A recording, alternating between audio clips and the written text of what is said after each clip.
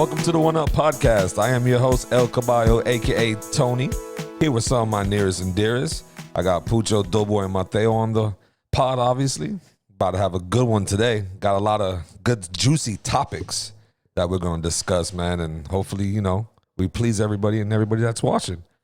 But to start off, Doughboy, what's been going on with you, man? I haven't talked to you in a couple days. Yeah, it's been a while. I gotta say thank you to Pucho and Mateo. They recommended Valheim and Loop Hero these past few days in these episodes in the past, and I finally got down to looking at it and trying it out.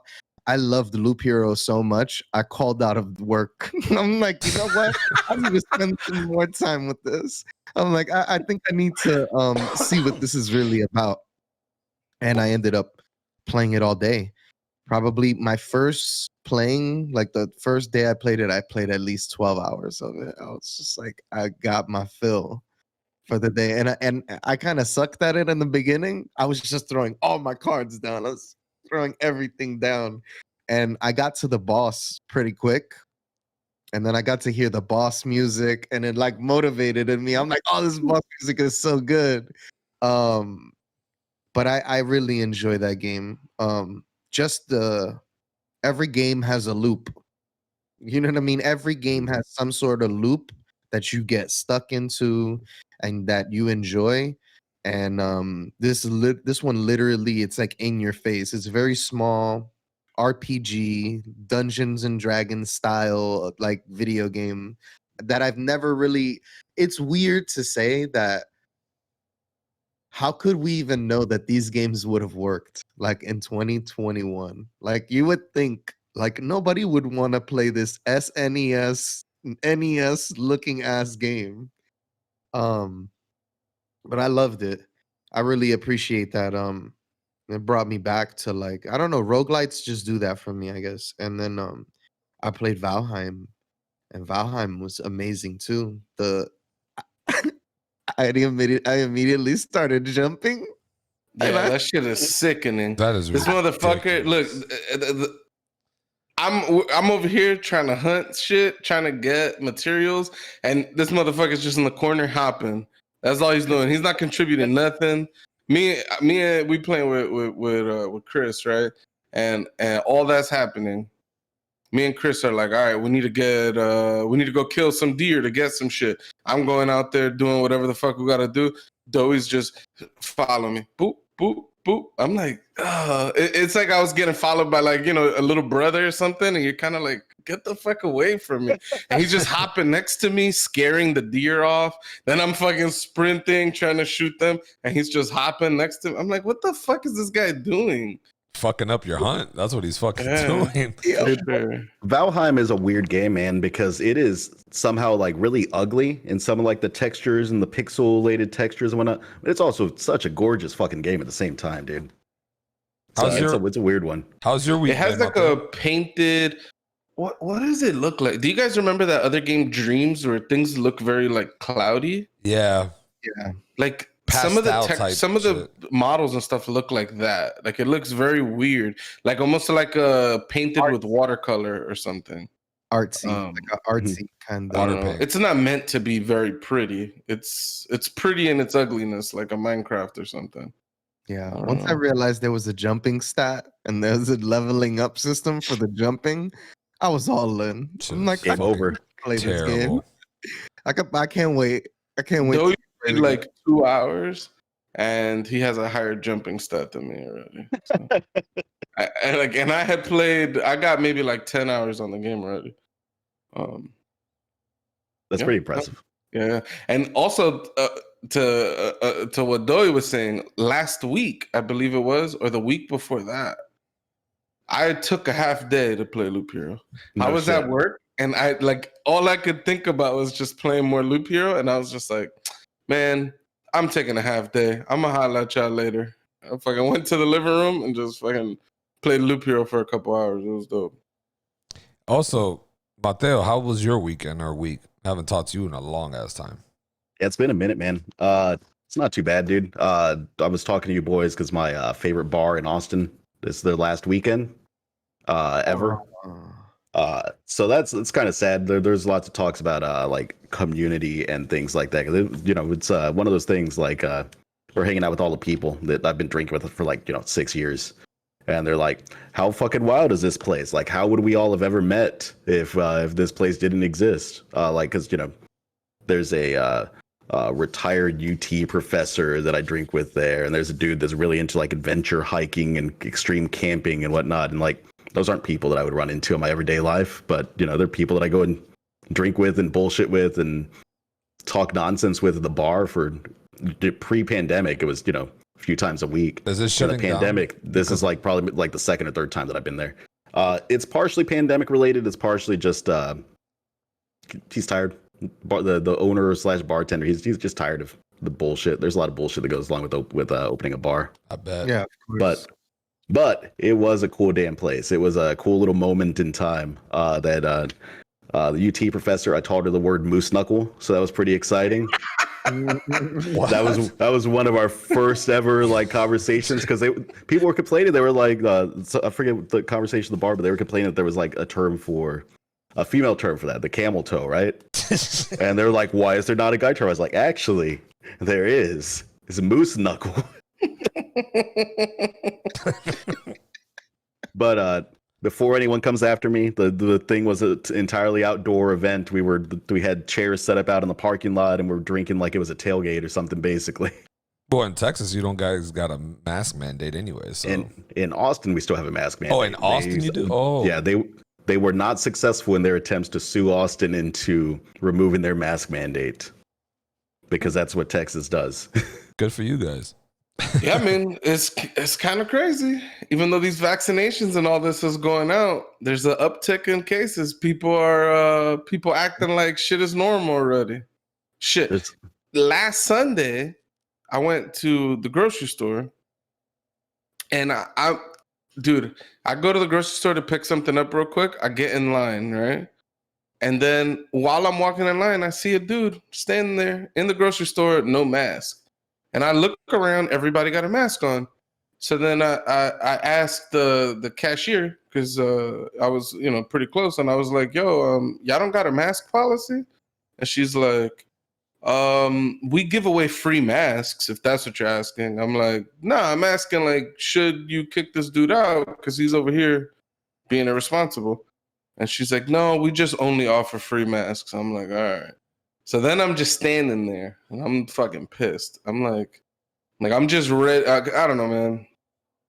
I'm just not digging this irresponsibility.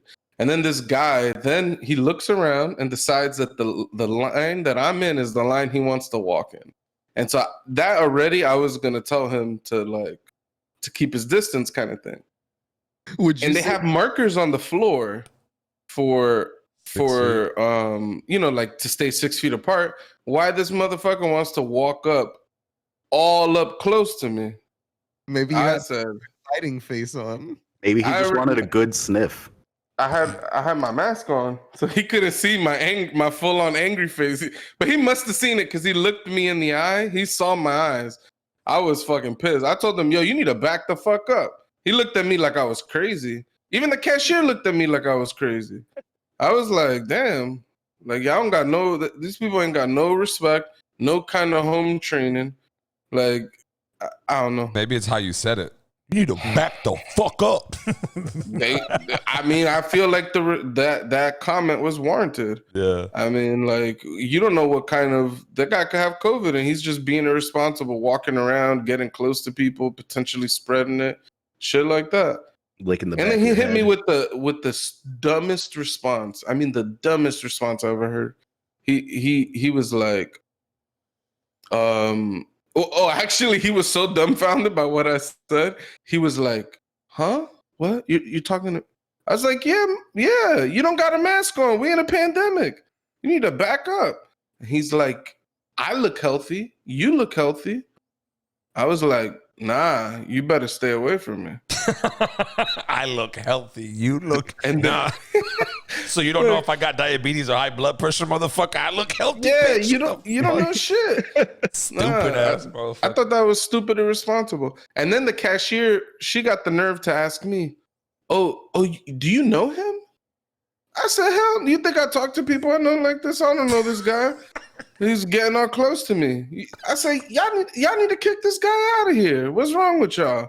Yeah. And again, she was looking at me like I was crazy, like I was out of line. I was like, all right. Like maybe you could say I was being rude. I'll take that L. My rudeness ain't gonna kill nobody. Like, I don't know, man. That's not gonna rock in New York. That is not gonna rock in New York. And that's exactly what I said. That I was like, because afterwards I was talking to one of my coworkers about this, and I was like, man, this is the bullshit that I don't like, right? Like, New Yorkers have a reputation, right? That we're rude, right? Mm-hmm. And we have a reputation that everybody minds their business. Like, anything in planet Earth could be happening and nobody's gonna bat an eye and just let anything happen. But that's not necessarily the truth. Like, there's an amount of stuff that is within normalcy. Like seeing a butt naked crackhead diarrheaing on the corner of the thing. Ain't nobody gonna pay that guy no kind of mind. Everybody's gonna look, be like, and just go about their day. Honest though, post-pandemic, that has changed. All right, I see that shit. I'm crossing the street. So It is so I'm sorry, it's so nerve-inducing. Like the amount of anxiety I get from just germs and other people now. But go ahead. No, I was just saying. Got a question for Doey. So does that mean that you're no longer peeing in subway stops at 2:00 in the morning when your peanut-sized bladder fails you? Or I ain't say all that. Wow. Okay. I'm sorry. I have a very small bladder. You should go to the doctor. That's Pucho's response to anybody with conditions like that. You should go to the doctor, man. That's a fact. If you can't drink a glass of water without running to the bathroom within 15 minutes, who knows? Who knows? Maybe there's a bladder condition. I don't know. I would just like to know what the experts think. That's it. If the experts think it's within normalcy, like it's within means of you're only a standard deviation away from what's considered normal, then all right, live your life. But what if they tell you, oh shit, you had this infection in your bladder like so long ago, here, pop this antibiotic and bam. Then boom, now you got the bladder of you leveled up from kindergarten bladder to like junior high school bladder. And then you're like, all right, cool. Now you can hold your pee a little longer, pop a couple more antibiotics. Yeah. Oh, we got some breaking news here. Lisi wants to know if you fed Apollo. Okay. Yes. That's funny. This is coming from headquarters, guys. We have someone who manages us. Just so everybody knows. Call in my ear here real quick. Yeah. Be known. The boss is calling us. This was her boss moment. She's been dying to have a cameo, so she needs one. I've been waiting for her to bust through that door like the Kool-Aid man, dude. Like the Kool-Aid. That man she fucked busts up. through that door, she's taking over the podcast. We're over. getting booted off. It's happening. Well, but no, what I was saying, right, is like New Yorkers have this reputation of constantly minding their business. And while that's true for a lot of things, once somebody starts to break like the agreement that everybody has of what's normal and what's not normal, everybody will check the guy. Like if the guy over here not wearing a mask try to go onto a subway, there'll be a couple people that'll be like, that ain't gonna rock. Like shit like that. And I find that respectable. I find that what people do in Florida is they don't want to confront. They don't like confrontation. They don't want to start like any kind of situations. So they'll rather just stay quiet and let the situation play out so that it could pass. But I'm just like, if you don't correct these people and show them that they're idiots and what they're doing is wrong, they're gonna keep doing that dumb shit. And they're gonna harm people. Well, that kind of goes. People are dying. That kind of goes back to the cart man. No one's putting the carts back, but he's coming over here correcting people. Right? I mean, it goes back to the cart man. And if putting the carts back prevents deaths, as cart narc. If the cart narc is preventing deaths by putting the carts back, then he's doing God's work, baby. But he's just being an asshole, okay? He's just being an asshole. Well, Pucho, how has your week been? let us know. I just been doing shit around the house. And watching TV and movies and shit. I watched like 3 movies. Dude, Lisi bought this fucking drawer from Target. I swear to God, it's like over 1,000 parts to put this fucking thing together. And it's like, it's like just 4 drawers. I'm like, how the fuck is there 1,000 parts? I literally didn't do shit yesterday. I woke up at the ass crack of dawn, like 6:45, 7 o'clock. It was one of those drawers. I'd say, you know what? I need a beer for this. I cracked the beer early and I just started going in and just doing that till about 3 o'clock. So that from whatever the fuck time till like 3 o'clock. No fucking way, dude. And then I wasn't done. And then, yeah, that shit. And I finished it I finished I didn't even finish it this morning. I put all the drawers together. I still need to put the rails on the drawers so that I could actually put them in. But that's the last step. I'm just saying, that's what I've been up to. Drinking beers. And then while doing this, I've just been putting movies on. So I watched 2 movies yesterday. Both of them with Daniel Radcliffe, the Harry Potter guy. Interesting. One was some love story. Just he liked some girl. She had a boyfriend, and they're just friends for a long time. Spoilers, they hook up at the end. And then the other one was actually super interesting. There's this movie called Guns Akimbo. I wanted to watch that one. Yeah, I've been wanting to watch it. It is awesome. This dude, what the fuck happens? He's like an internet troll. He goes online and he's just like fucking calling people all the worst names and all that shit. And then basically they have like this company, right, Tony? They have this company I thought you was that they have this company that runs, I get like some kind of illegal internet show where like people are murdering each other and they got all these drones recording and live streaming the whole thing. Damn. Yeah, it's ridiculous. And basically they got one of the guys who runs the show got so pissed off that the guy was trolling so hard that they broke into this guy's apartment and they literally took 2 guns, both of them in each of his hands, and they literally bolted all his fingers into the gun. Like, so his hands are just stuck on the gun. All he could do is pull the trigger. That's all he could do.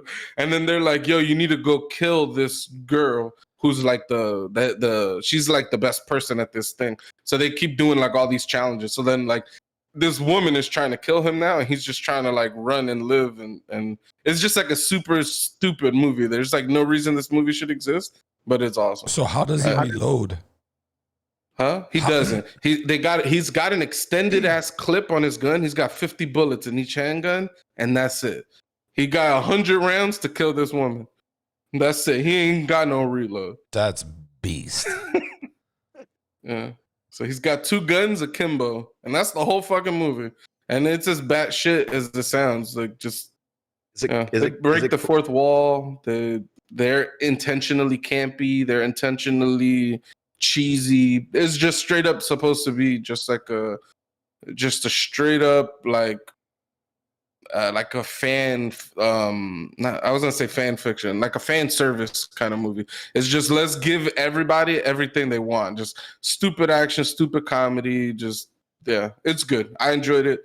It was the perfect movie to build a dresser. Okay. Where would you rank that against Hardcore Henry?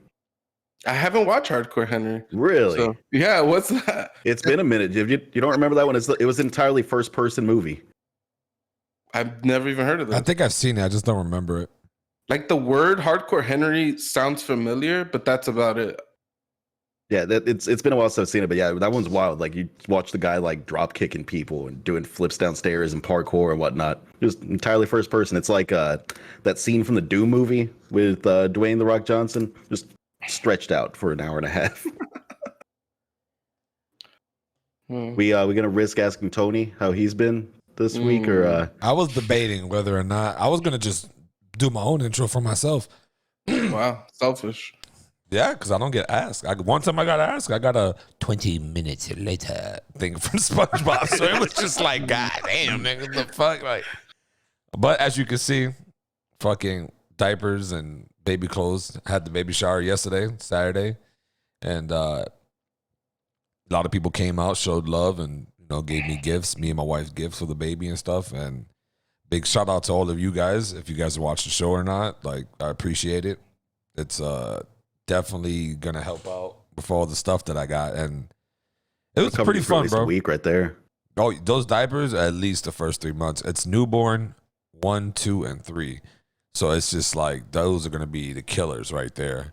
And then got a little bathtub over here, as you can see, and a bag full of clothes. I'm talking about bags of clothes. It's pretty dope, man. And a lot of people came through and showed love and stuff, and it was also like it's also crazy too, because I don't know if my wife might be wanting me to tell it or not, but her family member, we got another cat in the show. Kodak Black cameo. Making an appearance. It's because you got boxes, them cats like boxes. So now he's like, Cat oh shit, I got obstacles, shit to sit in. It might be warm. Cozy. He's bugged out right now, but no, yeah, bro, and it kind of almost brought like tears of enjoyment, joy in my life, because her uncles and like gave us a gift that they paid the first 2 years of college for my son. Oh shit, that's incredible. Bro, it's such an incredible like thing. I was just like, damn, bro, that took me back, because it's like, that's a hell of a gift to give to anybody. So it was. There's gifts, and then there's motherfucking gifts. That's amazing. No, that's because right you're not saying, "Oh, here's a gift," this and that. Like, and people are fortunate to do things like that and stuff. So it's just like you're investing into my child's future. That's a deeper like. It's crazy to even. You know what I mean? It's just. I was definitely bro. That's legacy. I was shocked, 100% shocked. I never even heard anything that in my life. How did they do that? Like through what? A prepaid thing, I believe. Oh, so it's a Florida prepaid? Yeah, it was crazy. Yeah, I was. Damn. So if they did 2 years, you might as well figure out how you could keep adding money to that.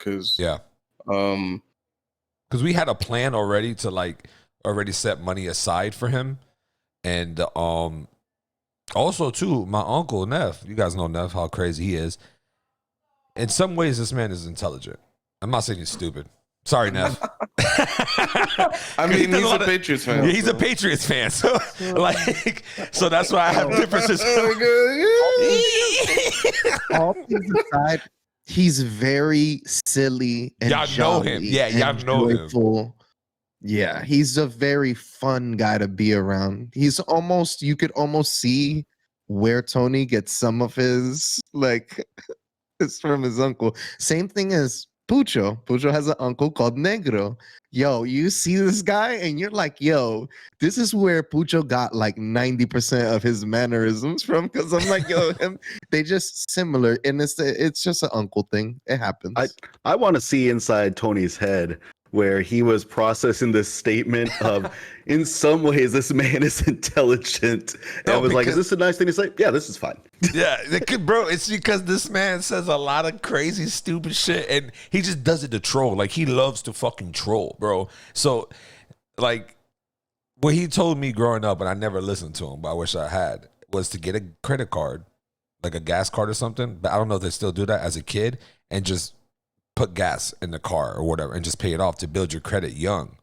And I was thinking like, damn, like I wonder if people do that for their kids. Like they get a credit card in their name and they just keep paying shit off. They use it like their own and they just keep paying it off. So when they come of age, they already have great credit. Like it's like, you know what I mean? So that's stuff that you set your kid up for a better future. And that's things that me and Emily spoke about. And like, those are things that I want to do. And, to give him a better chance. Because I mean, that happens every day. You know what I mean? People that come for money, they get the best education, they get the best things. Like, unless people like us, when we growing up, we don't have the best education, but we do what we do to, to provide and move on in life. But That's my main focus too, is like obviously treating him good and raising him right, but setting him up for future. And that right there was a crazy future setup. Like that shit was amazing. So No, that's really good shit to think about, honestly, man. Because like my father was always scared shitless of credit growing up because he had fucked himself over with various investments and credit card issues. So like I never had credit. And then when I did get credit, I had bad credit because I had like some student loans that I wasn't paying on because I was broke as fuck or something. So like it took me probably solid 3 years to build my fucking credit score up to like anything like manageable now. yeah, mine was a ghost. When I tried to get my the credit card the first time, they said no, they declined me. I'm like, why? And then I went into my background, and I guess medical bills growing up, like I don't know how that affected me, but it like at the time it fucking killed me because like my parents, I guess I don't know, when I hit 18, the medical bills are now on me. I didn't know that growing up, so I had medical bills piling up, bro. Thousands of dollars worth of medical bills. So when I went to go get a card, they're like, hey, you're zero, you're a ghost, and B, you got bills. I'm like, fuck. So I had to get a prepaid card and work my shit up to where it's at. And it still needs to grow more, but it's just like, it sucks. Yeah. Yeah, there's a few things there that that are interesting. The whole credit situation, it makes sense that it exists, but it's a very bizarre system. Like It's a catch-22 almost. Well, especially when you're getting started, because it's like, well, we can't give you a credit card because you don't have credit, and you need a credit card to build credit so we can give you a credit card. It's like a job. Like, oh, you don't have enough experience. Give me a job so I can have enough fucking experience, bro. Like, what the fuck? Yeah. It's a chicken and egg for sure. Like, and so similar to Mateo, my parents would always talk about like, yo, don't get a credit card. You're gonna fuck your life. Like just having a credit card, you're gonna fuck yourself over. Yep. So I didn't get a credit card till I was in my mid-20s. And so yeah, I had the similar experience where I tried to open up a credit card at one point to build my credit, and they were like, nah, you don't got credit. And I was like, what the fuck? And so like I kind of had a few similar situations to that. Luckily for me, or unlucky, I don't know, I had some student loans and I was paying them off. And so that allowed me to have some type of credit line. So that helped my credit a bunch. And then then I was able to get credit cards. And I think I bought like my first like laptop that I had like pretty much like the year before I graduated college, I finally got my own laptop. And I bought like, I went through like HP's website and I did like a finance thing. So they basically gave me a laptop for free, but then I had to pay it off over like 24 months or some shit like that. And then that also builds credit. So, I mean, I managed to like luck out with that type of stuff, but honestly, the best way to build credit is to just like use your credit card, buy shit with it, and buy all the normal shit that you would have bought anyways, and then just pay it off every single month with your bank account. Like, so then is all you're doing is, it's like weird because there's an extra step there where instead of just buying with your money, you're going to buy with the credit card and then pay the whole thing off. But that shit builds your credit. You don't pay interest. And so you, like, I don't know. That's what I've been doing for years. And my credit is like pretty high. So yeah, I did that in the beginning and I just failed so bad. I failed a bunch of times, like credit wise, and I've had tons of debt. And the only thing that has saved me has been the fact that I have a job that I could pay my credit bills off with. You know what I mean? Like, but I fumbled my credit several times. But now I'm in a better place. Just like these past few years, I'm in a much better place with my credit, and I'm actually managing my money in a lot better ways, a lot healthier too. Like it's just it's a learning thing, because when you get credit cards, you start to overspend, and you get these limits that you've never gotten before, and they're like, oh, they're giving you $10,000, and you're like, oh my god, like I want to buy the nicest thing in the world. Like you want to just your dreams start coming out, and you're like, ooh, this musical piece of equipment that costs $2,500 right here. And you just started overspending, and I'm living beyond my means. And it's important to like, especially when you get a credit card, to like limit yourself and understand like you gotta like budget. And every once in a while it's okay to get yourself something nice, but you can't get into that idea that you gotta like, a lot of people nowadays see other people living their life and they feel like they have to live their life just as much as everyone else does. But not everybody got it like that. Not everybody's in the same money financial situation, and you kind of just got to pump the brakes on yourself. Yeah. You're like, This is yo, For sure. This is I've read a lot of articles about this recently, about why social media is such a bad thing for us, is because people get into this doom scrolling thing of comparing themselves to other people, and it's bad for your mental health to be constantly doing that comparison and that check on like, well, shit, he just bought a new car, he's got a house, It's the I'm big over dick here game. renting, and I'm in my 2004 Honda Civic. It's the big dick game. Everybody wants to show how big their dick is, or for girls, how pretty their frame is. I don't, you know what I mean? It's just like, it's just all it is. Swinging contest. I've never heard it called the big dick game. That everybody wants to have the bigger dick in life. I think what he means is a pissing contest for guys. No, I or know, dick I know what he swinging means. contest. I'm It's just also not called familiar dick with swinging the- contest. It's all a bunch of shit. Just to show who I'm the better. Look at me. I got this. Well, I got that. Like everybody does it, but it's just some people take it to another level. They're willing to go broke for the fame. Shit's The big crazy. dick game. Big dick Right. game. So that, Tony, So that it goes. got me thinking about something that a thought that occurred to me the other day. I was in the grocery store, right? Yep. And I don't know where I developed this habit, but pretty much I call people boss, like people that serve me in particular. I think it's like if I have a server and I give him some type of title of like respect, then it'll it's just like building some kind of like amicable relationship where he's gonna serve me, in a good way because I'm treating him with respect, right? Yeah. I actually had the opposite conversation with someone where they say they like to go out to eat because it's the only time where they're the boss, where someone's serving them, they're the king, and I was like, I've never had that feeling. So I wonder.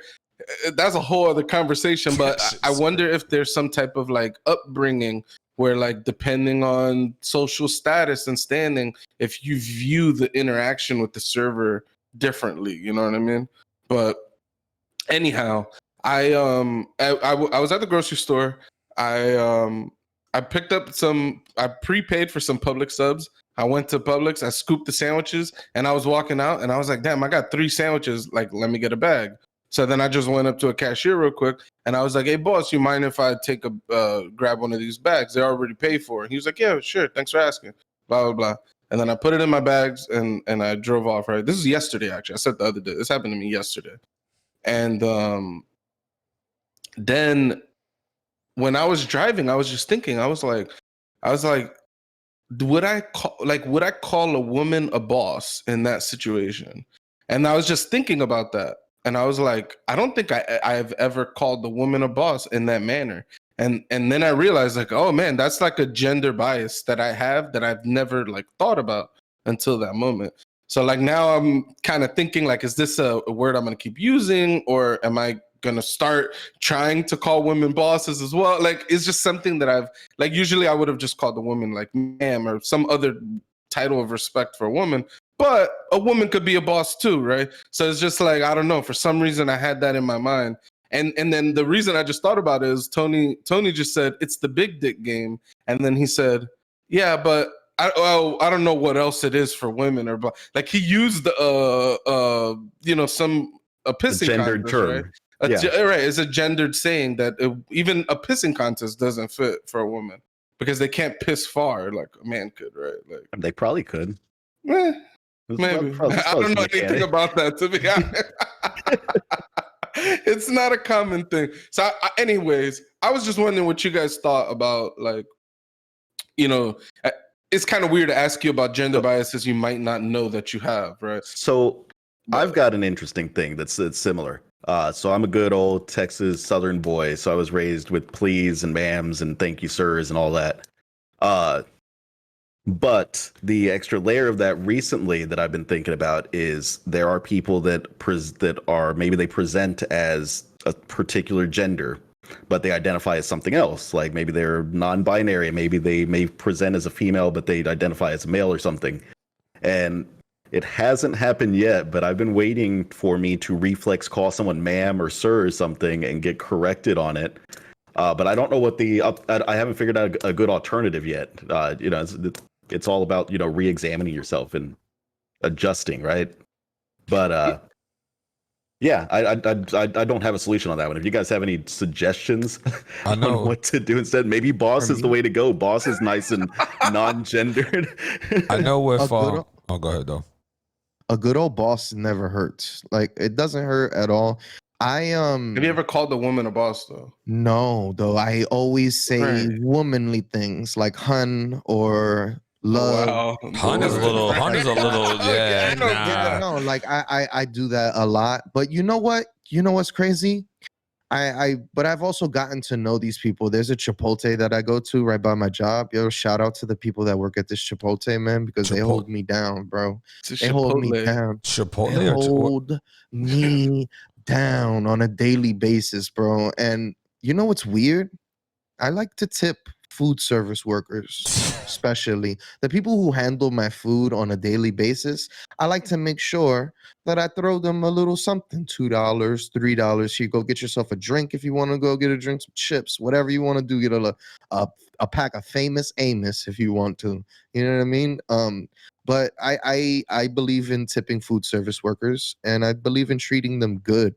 So like I've gotten so cool with these people, and like living in New York, you deal with a wide variety of different people. You're constantly dealing with gay people. You're constantly dealing with transgenders. You're constantly dealing with colors of a variety, Asian, Black, African, all sorts of people. So there's even a gay guy who works there. And I caught myself to him calling him my love. Like, thank you, my love. Like, and it's weird because like I don't know if it has a gender bias thing. Like I don't know, because I save those for women and then I call men bosses, or I call them, endearing words, my friend, whatever you have to say. Like a lot of the guys who come in my job for deliveries, I call them my friend. Boss, man, how you doing? My friend, where are we going? Como está, amigo? When it's a Spanish person. So it's like, for me, it's a lot of different ways, and even with jobs, and it's a specific way of greeting people and stuff. So, I'm sorry I stepped out. I was saying goodbye to my wife, but I heard everything. So when it comes to... You're a jerk, so whatever. He heard everything. Well, he's taken aback. Dude, it's a joke. Relax. He can't read tone. So, he doesn't know anything about tones, dude. Oh. So fucking fuck you. And so what I do, and Emily hates the shit out of it, or she doesn't hate it. She just looks at me like like, what the fuck's wrong with you? I say their names. Every worker has a name tag. God. What do you mean? Like, so we're at a restaurant. I've done it with Pucho. I've done it with everybody. I hate Somebody would come up and I'll read their name tag. Right? There's nothing wrong so with that. Stacy, for example, would come up and serve us. I'd be like, hey, Stacy. Meanwhile, Stacy never presented her name, didn't say anything. And no one here knows that's her name, right? I know because I read the name tag. I say, hey, Stacy, can I get a cup of water, please, or whatever? She'll be like, oh, sure, no problem. Sometimes they'll be shocked, like, wait. And then they'll be like, oh, my name tag. They'll have that instant. It's like an instant shock. Be like, okay, no, it's because of my name tag. And then Pucho and Emily would just sit there. Emily's shaking her head like, oh, you guys are going to experience this shit. And Pucho's like, do you know her? I'm like, nah, it's her name on her name tag. Like, I feel like that is a little bit of like an old man move, and a little bit more specific, like an old white dude move, doing the calling the server by the. I don't know. I've mostly seen old dudes do that. Because I think to me it's a little rude, right? Like if they don't have a name tag, right? And be like, yo, excuse me, yo, you. Exactly. It's like, you don't want to do that. Yeah, I don't want to do that. that. Boss man. Oh yeah, that's why they do. You guys do boss. You give them nicknames, like little Ooh. nicknames. Like I The don't. the one I like is Bud. I think Bud is a good solid one. I think that you can use that for males, females, doesn't matter. Everyone can And be to go Bud. back to the whole gender bias thing, yeah, there's not one time where I ever said boss to a woman. And that's a reality that maybe it's something that's just so far back in time that no one ever sees a woman as a boss or something. And it just kind of, not saying that we do that, right? We're not like, there are women bosses. I'm just saying like that's how it's always been. That's why we don't apply, or Pucho doesn't apply boss to a woman, and Doughboy applies hun to a woman, or my love, or whatever. If they have a name, I eliminate all factors of that shit by using their name, right? But if they don't have a name, I'll be like, excuse me, what is your name? I'll ask them their Yeah, name. that shit is Man, weird. that's the scariest question in the world for If you're someone that a works cer- in customer service, though. No, because no, that's you're about to go full Karen Like you on about to go them. full Karen. No, I'll be like, no, and they'll be like, oh, it's Mike. I'm like, all right, next time. That way, when I see you, I'll call you. I don't want to say hey or who, and they get it. Like when I used to work at Chuck E. Cheese growing up, or at the movie theaters, like I hate when people yo you, hey, excuse me, sir. But like, my name's here. I was just like, yeah, you just call me by my name. Though. Yeah. Sir is polite, having but manners. some people just don't. What? Well, no, I'm just saying. I think you're like one of the few people on planet Earth that feels that way. Because I worked at Target, right, and I had to interact with thousands of people a day. As the shit used to get packed right by the university. And when people would drop my name, seeing my name tag, I used to look at them like, huh? Like, where the fuck? Like, when did we become friends? Like. But they'll call you by your real name. They call you by your like, real name. That's the problem. No, it's not. That's not the problem. Even if it said Pucho on there, I would still be like, I don't know. Do I know you, boss? Personally, what was that? You said, do I know you, boss? Yeah. By the way, shout out to jobs that actually let you allow you to put your surname or nickname, whatever you want, like on your tag, because I understand where Pucho's coming from. When you rarely even hear your own name, sometimes it's weird to hear a stranger call you. There's your a difference for Pucho, And though. that's weird, but it's not even that. It's just the presumption. Like, we've never even greeted each other. Like, where do you get off calling me by my name? I don't know. It feels weird to me. Like, I understand I'm wearing a name tag, and I also understand that it's probably why it's there, but it's like no one does this.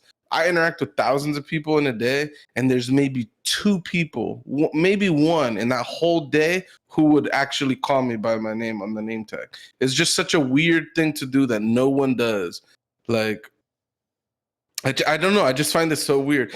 Being at a table with Tony when he's just like, hey, Stacy. Everybody at the table looks at Tony like, huh? Who the fuck is Stacy? And then everybody has that moment where you realize, oh, he's talking to the waiter. Like, her name. They're like, what a dick. That's their first thing. That's What a fucking dick. weird. Like, because nobody does this. Like, it's just, and maybe it's the right thing to do. Maybe calling people by their name, you remove all those honorifics, like all those like ma'am, sir, or you get crazy. Oh no, I say crazy only because I think women actually, a lot of women find it offensive to call them hun or love or things like that. So I have never gotten into the habit of I do it in food service. I do not do it at my job. Like, that is not something that, it's a hospitality thing though. You just kind of realize, that's like, so fascinating. So because then you're saying basically, like, Someone's social higher than these standings people. deserve Yeah. certain titles. Mhm. And so, like, a food service worker may be lower on the totem pole than someone at your job, for example. And certain titles, I guess, grant them, I don't know, certain levels of respect or something like that. Not really. I don't feel, it's not in anything negative. Like, I don't see anybody lower than anybody else. But when I try to present myself in places like restaurants and stuff like that, I want to be as polite and kind as possible. And like, the same applies on my job, but like, it's not the same setting. Like, You these just put people more are respect on it. doctors. These people are therapists. These people have like very. It's just not the way to communicate with I them. think you're in making my opinion. point. You're making No, his point 100%. You're saying that Yeah, no. since Well, they're maybe I doctors, am. they're Maybe better I than the am. food service people. But it's different. Like for me, it's different. I can speak. Maybe I shouldn't be speaking to those people in that way. Maybe if and if they show themselves that they don't like it, I'm not trying to make anybody feel uncomfortable. I can also read people very well. So if I feel like I'm making you uncomfortable, then I'll stop doing what I'm doing. You know what I mean? It's not that hard. You know what I mean? To like read the room, especially when you step in it. I would imagine there's some aspect of like camaraderie there because you also work at a customer service facing job. Mhm. And so I don't know, maybe it's like a Snowpiercer thing. Taili's got to stick together. So Yeah. you can call them love and hun and all that because Well, No, that's- you're right. It may as well be something like that. But that's my thing, though, right? Like Doughboy, if I ever go to New York, I want you to take me to this Chipotle, and I am going to call all these people by their names, and you're going to see the difference or the difference when you see the interactions, because then you eliminate all these prajas, all these. I would guarantee you they I would know. look at you with the surprised face. Well, When they you don't go, know. If I go there when constantly, you go, hey Peter, could I could you give me a napkin? His, No, like because they don't know him. But I call. what the I fuck know- is wrong with this guy? I know everyone by their name there. so and I then call why them don't you all call them by their their name? Why you names. be like hun or boss or beautiful or love? Like why don't you just? Can It's we only- can we Pepsi challenge this the next time we all meet up? We go to a restaurant. Everyone uses their own style for talking to the Word waiter. up. We That- sit separately and we see who gets better service. I guarantee you, I will definitely get better service. Yo, So granted. in Tony's defense, I also could get awkward with service workers because like after Tony does this a few times, maybe mid service when they come back around, bring our food or refill our drinks or something like that, I'd be like, hey, could I ask you a question real quick? How do you like when he says your name? Like I would just ask he him, did. and Yeah, some yeah, of them he's done say, that. "It's a little weird," and some of them go, "Oh, it's fine." Like you get different opinions and stuff. But I don't know. It's fine is not a very encouraging response to get to anything. Though. I don't give a fuck. I That's haven't heard anyone say I like it in the times that I've asked. That's the bird that they pull on in the Flintstones. It's a living. I think whatever. there's a buffer zone. If you're gonna go visit an establishment several times, if you're going there every single day, you gotta learn these people's names eventually. If you're dealing with them, I'm a very friendly person, so I always ask people how they're doing. Maybe I'm annoying for some people. I'm also very picky on how people serve my food, so I know that I'm kind of a pain in the ass, which is why I tip Super and stuff like picky. that. I'm very picky. I do the 2 separate bowls. You don't know what I do. I do some immaculate shit. Okay. No. I don't like my colds and my hots touching. Chipotle does this shit where they put a nice hot meal and then they put some cold ass sour cream, cold ass pico de gallo, cold ass hot sauce, and this shit just turns all my hot shit cold. So I'm like, no, I don't enjoy eating food like that. Give me my hot shit in one bowl and give me my cold shit in another bowl. And that's He's what I do. paying 'Cause I'm kind of a double. pain in the ass. He's paying Yeah. double You for should- these meals. I'm not paying double anything. No, he's getting 2 trays, and I'm they're just eating double. splitting this. This is Oh, all right, He my asked bad. for Not double paying everything? double. He's No. he's eating double the amount of food because the amount not paying. I meant double food eating because now he's getting all of the rice, all of the hot shit because you're removing most of the top fillings, right? And then in the other bowl, he's getting that shit is getting filled up more than it would have gotten filled in the first bowl. So he's getting more fucking food for Almost one like- sitting. Then he Almost like a gets- side salad. Then he gets a basically, I'm large getting. chip bag. It's not a medium-sized chip bag. It's the large chip bag with the big-ass queso fucking bucket. I think Shit is crazy. That's a crazy amount of food. And I'm judging you, but I'm not judging you because I know if I eat like that, I'm going to fucking die. I remember seeing some kind of like hack to like maximize the food you get from Chipotle, where you had some kind of hack where you like order everything separately and have them bag it individually, and that was like the trick over at Chipotle to get more food. Yeah, whenever I went to Chipotle, I did a few things. One, you could ask for as much beans as you want. They don't charge you. You can ask for as much rice as you want. They don't charge you. And then the ultimate fat ass move when you want double meat, what you do is you wait for them to do the first scoop, and then you ask them for double meat because they already showed you their hand. They already showed you what one scoop looks like. Now the second scoop they give you gotta match. If you be asking them for extra meat before they ever scoop it, they'll hit you with two. They shake it off, and then it's like, wait, now I got like this is 2 skimpy scoops. Now it's like this is like 1.2 times meat. This ain't double meat. Like pissing me off. So I've been going to this Chipotle over here by my house a lot. Like on the weekends, like a Saturday or whatever, I'll grab a chicken bowl, right?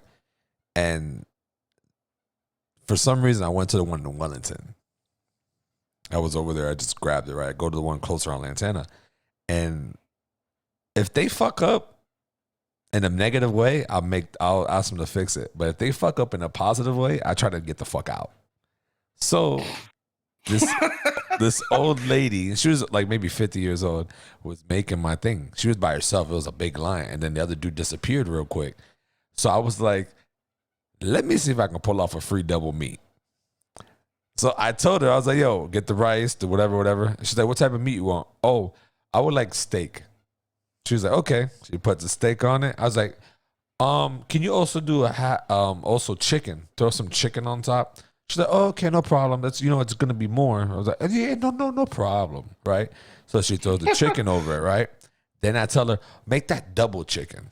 So she puts more chicken on top. God. Listen, she puts more chicken on top. You judging Doey over here. You getting triple meat in a Check this burrito. out. So she puts double chicken on it, right? No, hold on, watch this. So she does it, but it's a skimp. She never really puts it because that's what they do. They skimp. So it looks like she just did half chicken and half steak. Then I told her immediately, oh, can you put the lettuce right on top, please? She's like, oh, okay. Boom. The other guy comes in. She walks away. Doesn't tell him what it is. And I'm like, yeah, it's chicken.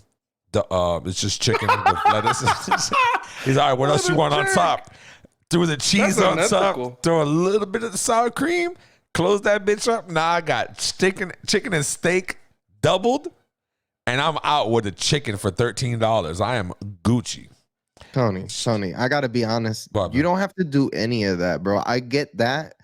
That's because you tip. You pay for that. You know that, right? By tipping. I tip them, yes, and I treat them good. Yeah, and I don't need to cheat a system. These people know me, and they know I want a lot of food, and they are fine giving me a lot of food. So and they don't charge me for it. They'll do this for the next 7 visits. Do not tip, and just say hi to them.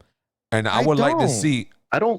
I throw them like every 2 weeks. I'll throw them like $5. All right, skip that. Don't give them anything for the next 2 months, and let's see if they're going to give you extra food. I don't think it's about the money at this point. I think we're friends. Like I know those people. We're very cool, bro. I have some of them following them on Instagram. Some of them even watch the show. Like, yo, I'm very friendly. Also, they're going to hear this. That's Joey sounds like the dudes that be like, yo, I promise you, the stripper, she likes me. She likes me. That's what it sounds like. Yo, you're tipping, my G. Like, yo, you're literally, when I went a couple times when I went to the strip club, right? I always befriend the bartender. You know why you befriend the bartender? Because you're gonna throw dollars at strippers if you do go. You throw dollars at the bartender because every now and then you'll befriend the bartender because you're tipping her more. And what she does, every other 2 drinks or whatever, she won't charge you, and that's a fact. I mean, that's just a good bartender. That doesn't there's been a lot of bartenders that I don't vibe with them. And they don't hook you up, right? Like that. I'd rather go with another bartender. Of course, the bartender of my choice is always going to be the bartender that like hooks me up. Like, of course, everybody's looking for the hookup. Yeah. That's a way to get tips, though. And that's what I'm saying. You're tipping these Chipotle people. And because they deserve it, and those bartenders also deserve the tip because they're a good bartender. So then, so do you not tip whenever you go to Chipotle, or what is your process here, Tony? I don't. When I go to Chipotle, I don't tip at all. You don't tip at all. What is your reason for not tipping? I'm paying for the meal. You're working. I'm paying for the meal. No disrespect. Like, for some reason, when I go to Chipotle, I say what's up to people, and it's not. And even though I go to the same one constantly, it's always somebody different. It's never it's the manager I always talk to, like, because he's sometimes working there, so I know him. But it's just never that. And then if there's that one white girl that's always there, she always hooks me up. She always hooks me up, and I'll never tip her, but I say her name and I treat her with respect and ask her how her weekend was as we're walking through this line. But I've never tipped, not one time, and I've always get banging services. So I'm just telling Doughboy, just stop tipping for a while, and let's see if you get that extra love. That's it. Might be a little different. It's not always a tip. I'm not a tipping every person type of guy. Like I'll tip every once in a while. I don't go to Chalupa that long, so like, or that often, so Yeah. I don't have any of these experiences. Honestly, Qdoba is better. Okay, I'm gonna say it. Freebirds all day in Austin, dude. All right. I haven't been. I'm happy to go, but Now this is the Chipotle family over here. It's all about Chipotle. Chipotle. All right. So Doey doesn't know how to say Chipotle. So we're just making an exercise of how much we can fuck this word up alongside with him. So we're in solidarity with this fuck ups, okay? Also, fucking to go back to gender bias, because that's what the fuck we were at. Huge tangent. Oh yeah. Doey turned it into how much he loves his servers. Yeah. He calls them hun. That was the connection.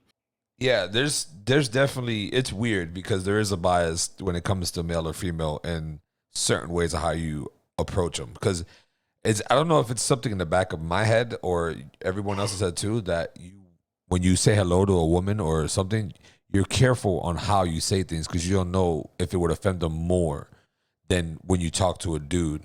Like, you know, if you talk to a dude and be like, yo, my brother, or your boss or whatever, I don't know if it's because it's a guy thing, that you feel like they won't get offended. And that might be something that's just instilled in us for forever, because when you talk to a woman, you make sure to talk polite and you know, a sort of way that you don't come off creepy or like a pervert or any type of way. So it's just, I think it has to do something with that, because you're not just because, oh, we don't view him as a boss. It's just because we're raised to like respect everybody, but you know, treat a woman with more respect, like you would treat your mother. So I don't know if it has something to do with that. Just, I don't know. Yeah. So just to be clear, gender bias does not necessarily mean negative. Yeah. Like it just means that there's a difference there in the treatment, and you know, there's I mean, I guess in most circumstances, a gender bias is negative to someone, but I mean, it's like the little things. It's like someone's telling you a story about their doctor or something, and you're like, oh yeah, what did he tell you? And it's shit like that. It's the little things like, oh well, he's a doctor, so, or it's a doctor, so it's got to be a man. I did it right there where I said he's a doctor, like, right. Yeah. I guess, yeah, I was thinking more along the lines though of like as an example, right? Like a gender bias that would help women is like the idea that you need to save women and children in like a disaster, right? Yeah. Like women and children come first before like adult males, right? That's something that benefits the demographics of women and children, right? And then to the detriment of men in that circumstance. Or like, I mean, I'm not no fucking men's right activist or whatever, but like a lot of those guys too, they're pissed off about like custody type of stuff. How a lot of times women just get benefit in that domain. So that's what I mean to say when there's a gender bias, it's not necessarily that it's harmful towards women necessarily. Although there's still a view even in that same like thought, right? Like, why are you saving women and children, right? Children make sense, but like then why are the women lumped in to the category? Because they're more nurturing. Like, is it because you look down on, like you view them as delicate, as someone to be saved? I'm sure that's where it came from initially, for sure. You know what's crazy is that as progressive as we've gotten as people, when shit hits the fan, we regress right back down to like our bare, like we go right back to women and children. We'll go right back to all that shit. But I feel like we've progressed so much to a society like that women are taking roles of like prominent positions and stuff like that. And it's just I feel like things are the way they used to be, but at the same time, we're moving in a direction where you have to be careful what you say, and you can't be, hey hun, hey darling, hey honey. You Why'd you can't add like just a like country call accent to that? these, Unless it's they're a very, bartender. yeah, I guess. You know what? It's weird. It's so weird. But like I don't know. I think it's interesting that at the same time we are moving into that in that realm. I feel like when shit hits the fan, when anything bad is happening, everyone goes back to playing their regular roles. Like, oh no, I'm just women and children first. Like, fuck all that equality shit that we were talking about just yesterday. It's the women and children first. I've been So I don't necessarily think that. I don't think that like that we're regressing back to like our nature or just the old way of doing things. I think that we have gender biases baked into our society, and we haven't really reassessed those beliefs. Like, and a lot of what people view as cancel culture and things of that nature are really just or like wokeism, or how sensitive or snowflakey people are, or how, well, back in my day we didn't care about this, I used to whip my kids and blah. Like a lot of these types of beliefs, a lot of them is just that we're going back and reassessing all these ideas that we have and realizing not necessarily that they're totally wrong, but that maybe there's a better way of doing things. And then as things change, people that are holding on to the past, they don't like to see that the way they did something was wrong, or that the way that they do things, that there might be a better way. And I think that's where you get the pushback on people that are upset that the world is progressing. Even that's kind of a loaded term, because some would say that it's regressing, like it's going back, right? I don't know. I think the world today is better than it was before. I think it'll keep marching forward, and there's gonna be some dips. Like, you're gonna get some fucked up presidents in there. You're gonna get some fucked up politicians. People are gonna advocate for some fucked up policies. But I think in general, as time goes on, as the world becomes more interconnected with the internet and all that type of shit, I think people are just gonna learn more about perspectives, how to respect people, and all that stuff. Like even like all these like like trans issues, right? It's sort of like the newer topics that people are like discussing in society now, and a lot of people don't even know what a trans person is. Like, That's wild. right? Like, they like, yeah. So and then anybody who's used the internet for some period of time or got on Twitter, like, you might know like a whole bunch of shit about trans people. So then it's like, yeah, I just think as time goes on, people are like, things are like, I think these ideas spread on the internet first, and then it'll slowly trickle its way into society, and then people are going to be pissed off about it, and then people are going to be okay because it's going to become the new norm. I mean, that's the cool thing, and that's the terrible thing about the internet, right? It allows these communities to connect, because like maybe you live in bumfuck Alabama. You're the only trans person you've ever met or seen in real life, and the internet, Twitter and Reddit and all the other various communities, LiveJournal, back when that was a fucking thing. They let you communicate and connect with other people that were going through a similar situation. It's like what you were talking about with the cartoons that show representation of gay couples. Like, it's a good thing, because maybe it will show that kid that he's like, I've got all these feelings that I don't know what they are. It'll show him like, oh shit, maybe I'm gay, or maybe I'm bi, or it'll give him a chance to feel acceptance. Yeah. The crazy thing too, a lot of people say that representation doesn't matter. Like, they're like, oh, I don't care that a character was gay on a TV show. Like, I'm still gonna like gay people either way, blah blah blah. But that shit has impacts. Like, I mean, like, so I grew up Catholic, right? So like, I didn't grow up like hating gay people, but I grew up thinking, oh, the gay people are sinning and they're gonna go to hell and all that shit, right?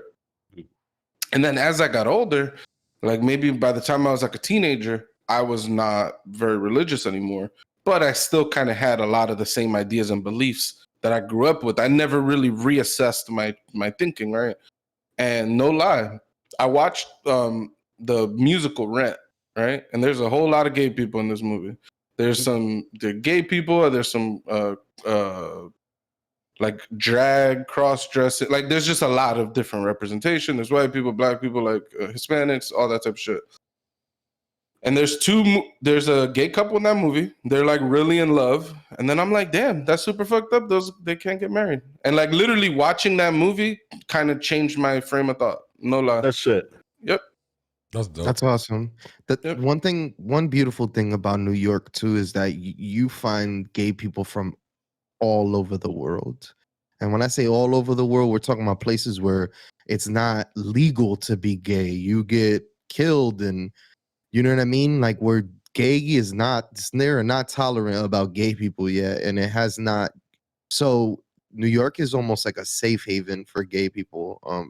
And that's for me a very beautiful thing, that like people can come here and be accepted for who they are, and they can just continue living life. Like, What is your quote from a previous episode? It's a big gay island. It's a big gay island. It's a beautiful gay island. I was trying to you figure out. You want to know where I got that from? Back when I first moved back over here, there was I used to work at another building, and the building's the residential manager, the super, his son was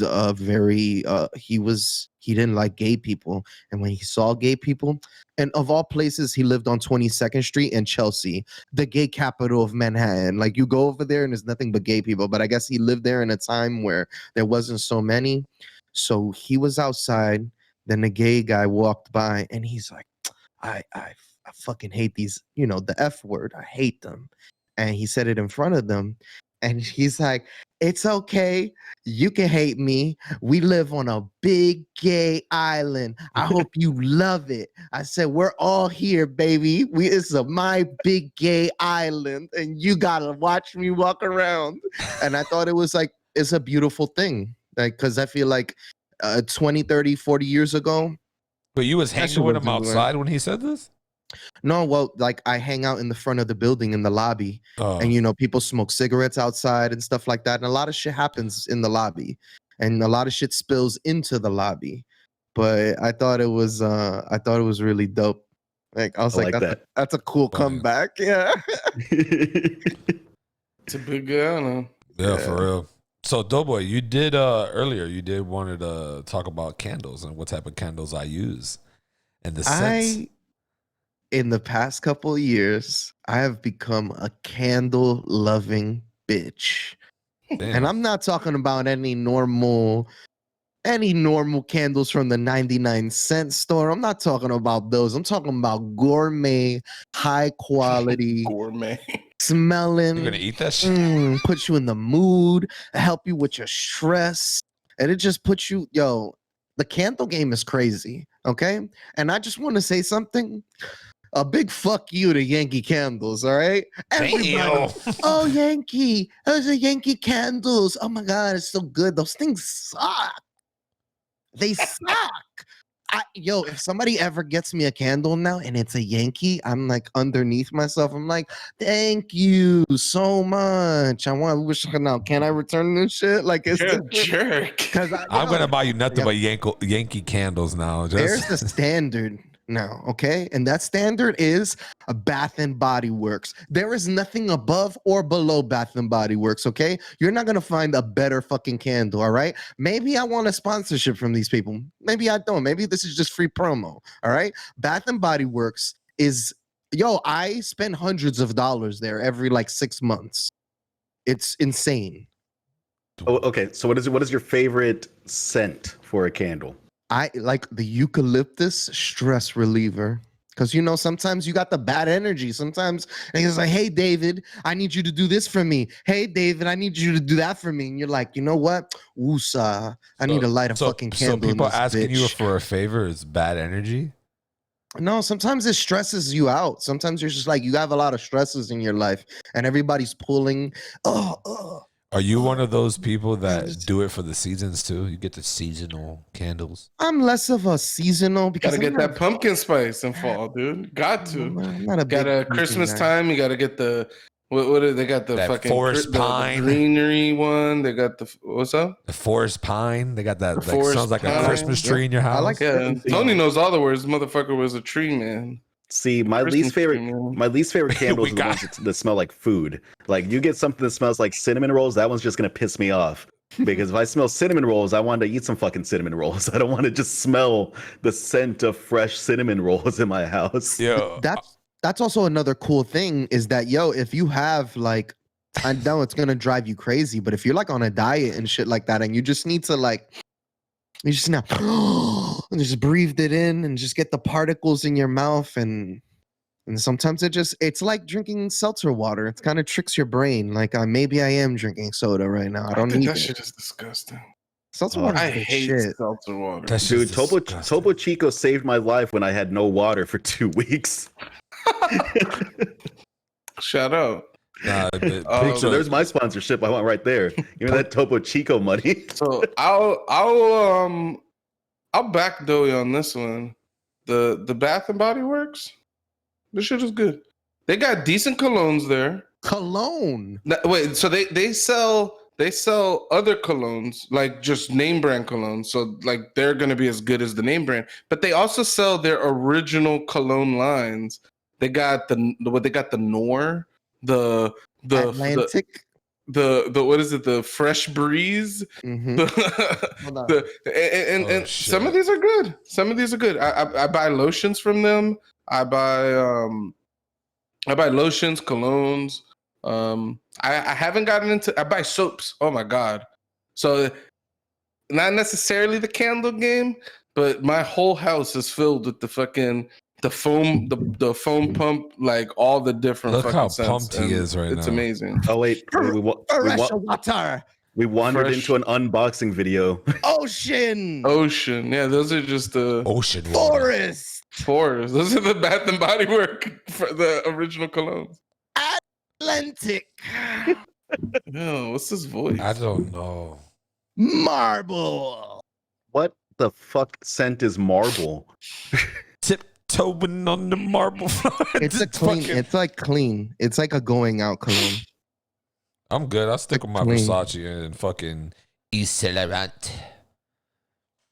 Yo, there's no reason. Like I like designer It's cologne. not East Levant. I didn't say Salavant. I said Icelarant. I don't think it's that That's either. not how It's you E. pronounce it Saint either. Laurent. Yeah, I know. That's how I'm pronouncing it. You can say Chipotle and Chipotle. Yeah. I can say it Icelarant. It's got a good point. He's tight. So specifically with the candle game though, I've waned, no pun intended. I've waned a bit in the over the years of my candle usage, but back in the day when I still lived in my mother's house, she used to have about 1 billion candles, and it was every Saturday morning we'd wake up. Before you even ate food, it was clean the fucking house. So me and my brothers, it was fucking get the Windex out, start wiping everything down. You got to sweep, you got to mop, you got to get the fucking wood cleaner to make the wood nice and shiny, all that shit. And then at the end, my mom would, then you light some candles around the house, and now you're in a beautifully clean smelling house with the calming fragrances and scents and effects of lighting candles. Then you bust Dude, down that there's food. something about also the beauty of a candle, right? It's not just the smell, it's the flame, man. Because it's not the same to just get a plug-in that's just like making your room smell nice. right? Those work. I got plugins in my house. I have a hope. You got one right There's there. one right there behind Yeah, me. There's a something plugin about that that- smells Toss amazing. one of those in the bathroom; it'll change your life. Nah, Yeah, bro. for sure. Oh my For god, sure. I have 7 of the plugins. 7, right? I have 4 that are currently installed in the house: living room, kitchen, second living room, hallway. You're gonna always smell something beautiful, right? And I have literally like another set of connecting plugins that I can put anywhere else in the house. But Emily and her mom thinks I'm kind of beast with all the plugins. But it's like, yo, like you guys got 60 fucking candles. Like her mom's got a candle by her by the couch, and then by the door there's 2, and then by the kitchen there's 1, and she wants them all lit at the same time. I'm You like, got a yo, lot of smells going on over I'm there. like, yo, no, I extinguish all flames. I fucking go over there. Oh, you're horrible. Straight You're a plug-ins, bad person. straight fucking plug-ins. Although that's I ain't good. That's my favorite part of the candle. think of the When you afterburning. extinguish the flame, I'm one of those madmen. I love the smell of the carbon, that ashy, That's- candly, smoky smell. That Need to shit go smells good, need to go dude. see a I don't know, doctor. man. Growing up, so Dominican people, man, they love to burn them some incense, bro. Oh, They like, yeah, I don't know. I just grew up with those smells, so like, my mother. yeah, I mean, it Incense. depends what kind of incense you burning, dude. But I love Something- that shit. For me, The it's smokiness, it's calming, man. Do you something guys? about oil candles, oil-based candles, and incense that are just too much for me. Do you guys like those? I think they create a smell. I never had it, but I always seen it on YouTube or some shows. Like it's like you burn something and it just creates like this smoke, and then there's like little things that it sits in, and it just rotates or it drops down and makes like a thing. What are those called? That's I'm incense. not familiar with what you It's either there's cone incense, which look like little like domes. Yeah, and it comes out with smoke, and then it just and there's like these cool things that it sits in, and it fucking either spins or and I thought those were fucking cool looking, but I don't know. Do they put out a smell though? Yes. I might have to 100%. buy one of those because I think those look cool as fuck. No, so my favorite candle scent is this candle that I get from HEB. It's a soy wax candle, tobacco and patchouli, which should not smell as good as it does. But I swear to Sounds God, like this is some the best hippie smelling shit. thing in the world. My second Tobacco and favorite patchouli shit. smells like a hippie to me. my second favorite one is whiskey and oak. Ooh, I could get I down with can get that. down with that one. Yeah. Yeah, I think one time I got a bacon candle. That was disturbing. Some fat bullshit. Like, right I there. didn't buy this. I got it as maybe like a white elephant gift. Like I don't know, one of those gifts where you're supposed to get people like stupid gifts. Mhm. And I think I got a bacon. Maybe it was a bacon soap bar, but I'm pretty sure it was a bacon candle. Either way, I found it disturbing. Soap bar is way more disturbing. I don't want to smell like bacon coming out of the shower. In America. I think I used whatever it was. I used it because I thought it was actually really good. It didn't. It was not very bacony. It just smelled good. It didn't smell like food. It just smelled pleasant. Maybe I like the smell of bacon in the morning. I don't know. It's an American thing. Bacon and coffee and guns. Bacon, coffee, no. and guns. Bacon, coffee, and guns. BCG, boys. BCG. I'm gonna make a hat that says that shit. Fucking just put it on there as a hashtag. But so just as much as I guess you guys love candles, I'm not a big candle lover, but they do smell good. Do you guys? How do you guys like to drink stuff? Do you like with ice or no ice? Depends what I'm drinking. All right. So for me, if I'm getting like I used to drink soda, I would always have to have ice with soda. I don't know what it is about. Some people do it with no ice, and I just look at you like you're disgusting. Like, why don't you have ice in that? Here's my rule with soda and ice.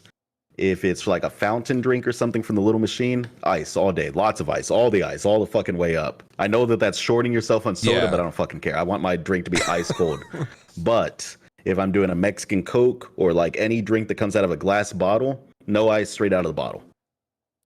Huh. See, I was gonna say, if it's a fountain, I think the temperature that the soda comes out at a good fountain, it comes out perfectly cool. You could drink your drink. That putting ice, that fountain is designed so that there's a perfect mixture of water and the soda syrup. You're ruining the mixture by adding ice to this. You're destroying the integrity of this Coca-Cola drink because it has to be Coca-Cola. I don't know who the fuck's drinking non-Coke. You're a Pepsi guy. You're gonna have to No, there's nothing wrong. I don't drink Pepsi. go somewhere. It's just the ice. It's the effect. Yeah, of the maybe ice. maybe I want a Coca-Cola endorsement, even though I don't drink soda anymore. But Nah, it's the effect of the ice, but my brother, trust me, you get the fucking ice swishing and swashing inside that cup with the drink, and it's just like, and back in the days, I used to chew ice a lot. Like That was what I was about to say. I was like, yeah, I love the eating, flavor. but then I like eating certain ice. Oh yes, there's hospital ice. I think is the best ice. It's those cube little cylinder ones. Oh my god! For some reason, the hospital and carnivals and like Disney and shit, they all have the same ice manufacturer because it's all the same ice. This is like an ice gang. you're just talking about the tube of ice. The little pellet ice. The little pellet crushes ice. real easy in your mouth. Crushes. My mom and my sister used to drive to a fast food restaurant. I think it was Sonic or something. They would drive all the way to fucking Sonic to get ice from Sonic and bring it home. That's beast. Just ice. No drinks, no food, nothing. Just go and drive and get the fucking ice. I understand it, bro. I hate those cube ice because it's not really good to chew. First off, chewing ice is terrible, but it's like Bad for you. It's like those little cube ice or even crushed ice from a refrigerator that has the crushed ice. If your ice crusher is a good crusher, oh my god, you're gonna have fantastic ice with any one of your beverages. Because I'm one of those guys that I'll take a drink. I don't want the ice to slap my lips and my face, but I want it to just go in my mouth and fucking, and I just want to just play with the ice and chew it. Like it's just one of those things where it's such a beautiful invention was the refrigerator door with the ice maker, but nobody ever knew how fragile those things were going to be in the future to the point, almost every time I go to somebody's refrigerator and I put crushed ice, 9 times out of 10, that shit is broken. You know why, right? It sure shoots everywhere. It doesn't even hit your fucking glass. You know why that does that? Because for some reason, like the freezer door would stay open, and what would happen is the ice would start like getting like little wet or watery, and it starts locking up where the thing spins it and crushes it. So then now you have to clean that shit out, and if you don't, those digs that just press it and just say fuck it until it keeps going, you're gonna fuck that shit up. That's just how that fucks up. And so what about alcoholic beverages? My whiskey, I've got whiskey stones that I bought, and that's how I drink my whiskey now. Drop a couple of whiskey stones in, no dilution. You get that nice temperature on the whiskey. So I I bought whiskey stones for myself because we were talking about it. And then I bought some for Pucho so he can try it. I like them. My thing is, maybe it's the ones that I bought. They're just smaller cube ones. Maybe I have to get the bigger ones. It's just, they don't stay as cold for more than 3 drinks. So like the first drink is perfect. The second drink's okay. The third drink, you can start feeling that it's not cold anymore. So it's just about those whiskey stones, how many are you using in a cup? Because 3. if I put like 3 in there, I feel like I have to wait a long time for my drink to actually get cool. Like it feels like the amount of time it takes for it to cool the drink it's way longer than dropping ice cubes. So there's a trade-off there. There definitely is. And I mean, there's some whiskey that you want a little bit of like water dilution to open it up a little bit, right? Mm-hmm. Like because my alternative that I've got is I've got some ice molds that make like these round spheres of ice and then like big ass cubes of ice, and I'll drop just one of those big boys in there and just pour whiskey on top. There's a bottle model over here. Yeah, there's some. It's interesting that so the main way that I drink my whiskey is neat. I just pour whiskey in a glass and I drink from the glass, and then I pour more whiskey in the glass when that glass is done. And I do that usually till I fall asleep. It's not a healthy pattern, but I haven't drank in a few weeks now. Just like I drank some beers this weekend, but I've been cooling it on the alcohol. But I got 2 bottles waiting for me. I might crack one today. Nice. But in general, my rule in life has been to not put ice in my drink. Not for any purist's reason. It's strictly because the drink is just then too good. You're on a fast track to a rough night. like if you, because again, right, I bad habits or whatever, I drink in excess. Like I don't, I maybe I'll drink like once every 2 weeks or so. But when I drink, I'm going to have 12, 13 drinks. I'm going to be fucked up. You know what I'm saying? And the ice will get you the numbers higher and faster than you should be getting. On the flip side, though, it's nice. Like when you're outside on a pool, I want to have a refreshing beverage, and I still want to drink whiskey. So then I'll put some ice in there, and I'll just take the L on the water down. But and the good thing too, sometimes like the last few months, what I've actually been doing is taking a whiskey. I've been doing literally blasphemy for any whiskey like enthusiast and purist. I take a whiskey glass and I fill it to the brim with ice, and then I fill that to the brim with whiskey. And I find that the just one, how cool and refreshing it is just delicious. And then also the way that it dilutes it just makes the drink a little bit more easier to drink, so to speak. Like they say you're supposed to water whiskey down to add like 15 or 20% of the liquid is supposed to be water in there. Mm-hmm. Like otherwise it's too pungent. Yeah, it opens it up a little bit. It lets it breathe a little bit. Right. The Hunter S. Thompson used to do a similar thing. He's an author. He was a journalist and this all around crazy man. But he would call it a snow cone. Apparently, he would get shaved ice and he put it into a little cup or whatever, and then he just pour his whiskey on top. I'm pretty sure it was like Wild Turkey or something terrible like that. And he called it a snow cone. He'd do a bunch of drugs all day, and then he'd have like 3 or 4 snow cones at night. Is what he do for his nightcap. It's a difference too, because it depends the ice that you're going to use, Pujo. That you're going to use. And the sphere ice balls, right? The ice balls, those are the best balls to actually, or best ice shaped balls that you can put in your cup. Go with the best balls. We know you love balls, so just go with the best balls, and you put the balls in the ball of ice in their cup, and it doesn't melt as much, but it cools your shit down just as much as fucking a whole bunch of ice cubes in it. And I also have one of those too, but I don't know. There's just something about the stones that once it gets to that temperature, that shit's that's pure whiskey or liquor. See, my stones are the metal ones. Did y'all get the actual like stones? No, or I got the stainless steel ones. See, I think I've heard that the ones that are actually like the stones that they might actually conduct the cold a little bit better or insulate a little bit better or something like that. I find it weird because it's a rock, right? Like it's a stone, so it's like every time you wash it or something, like I feel like that shit would get in my drink when I drink. I don't know. It's weird. Probably just being retarded, but I don't know. That's just how I see it. What about you, Doe? How you like your ice? Sorry, before we go to Doe, though, I do want to say one of the things I'm looking forward to significantly is I grew up swimming in rivers, right? When you go to Dominican Republic, there's you go to the river. I've been looking forward to the day where I'm just gonna grab a river stone and just pop it into my glass of whiskey and drink that shit. Cause like that's when people use stones to cool their drinks back in the day. That's what they would do. Like the river, the running water is cool because the water's running. It's typically pretty clean, safe to drink. And you grab these cool stones right out of a cold river and pop it into your drink. And that was like a natural form of ice back in the day to like cool your beverages. That I did not know. That's surprising. Well, I mean, ice was not like. Ice is like a luxury. Like it's a fucking newish. It's actually pretty old, but I mean, for it in commonplace, it's a newish invention that people all over the world just have ice readily available. I just feel like I'll get sick. Like I don't know. I'll just grab a stone I'm sitting in there and just grab a stone and just be like. Are you assuming that you're sitting there pissing and just like mucking up the water while you're drinking? You're in a river, right? People are going to piss. If there's 100 of them with kids, they're pissing in the river. So yeah, but that's why the running water cleans all of that. I get that, but at the same time, it's like I don't know.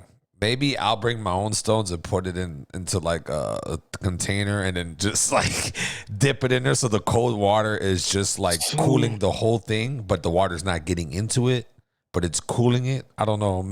I don't even know what you. I don't know what I'm saying either. I'm just saying I'm not gonna drink that shit straight from the fucking. I'm not grabbing a river rock that everybody's been collectively sitting on and shitting. And everybody drinks water out of the rivers though.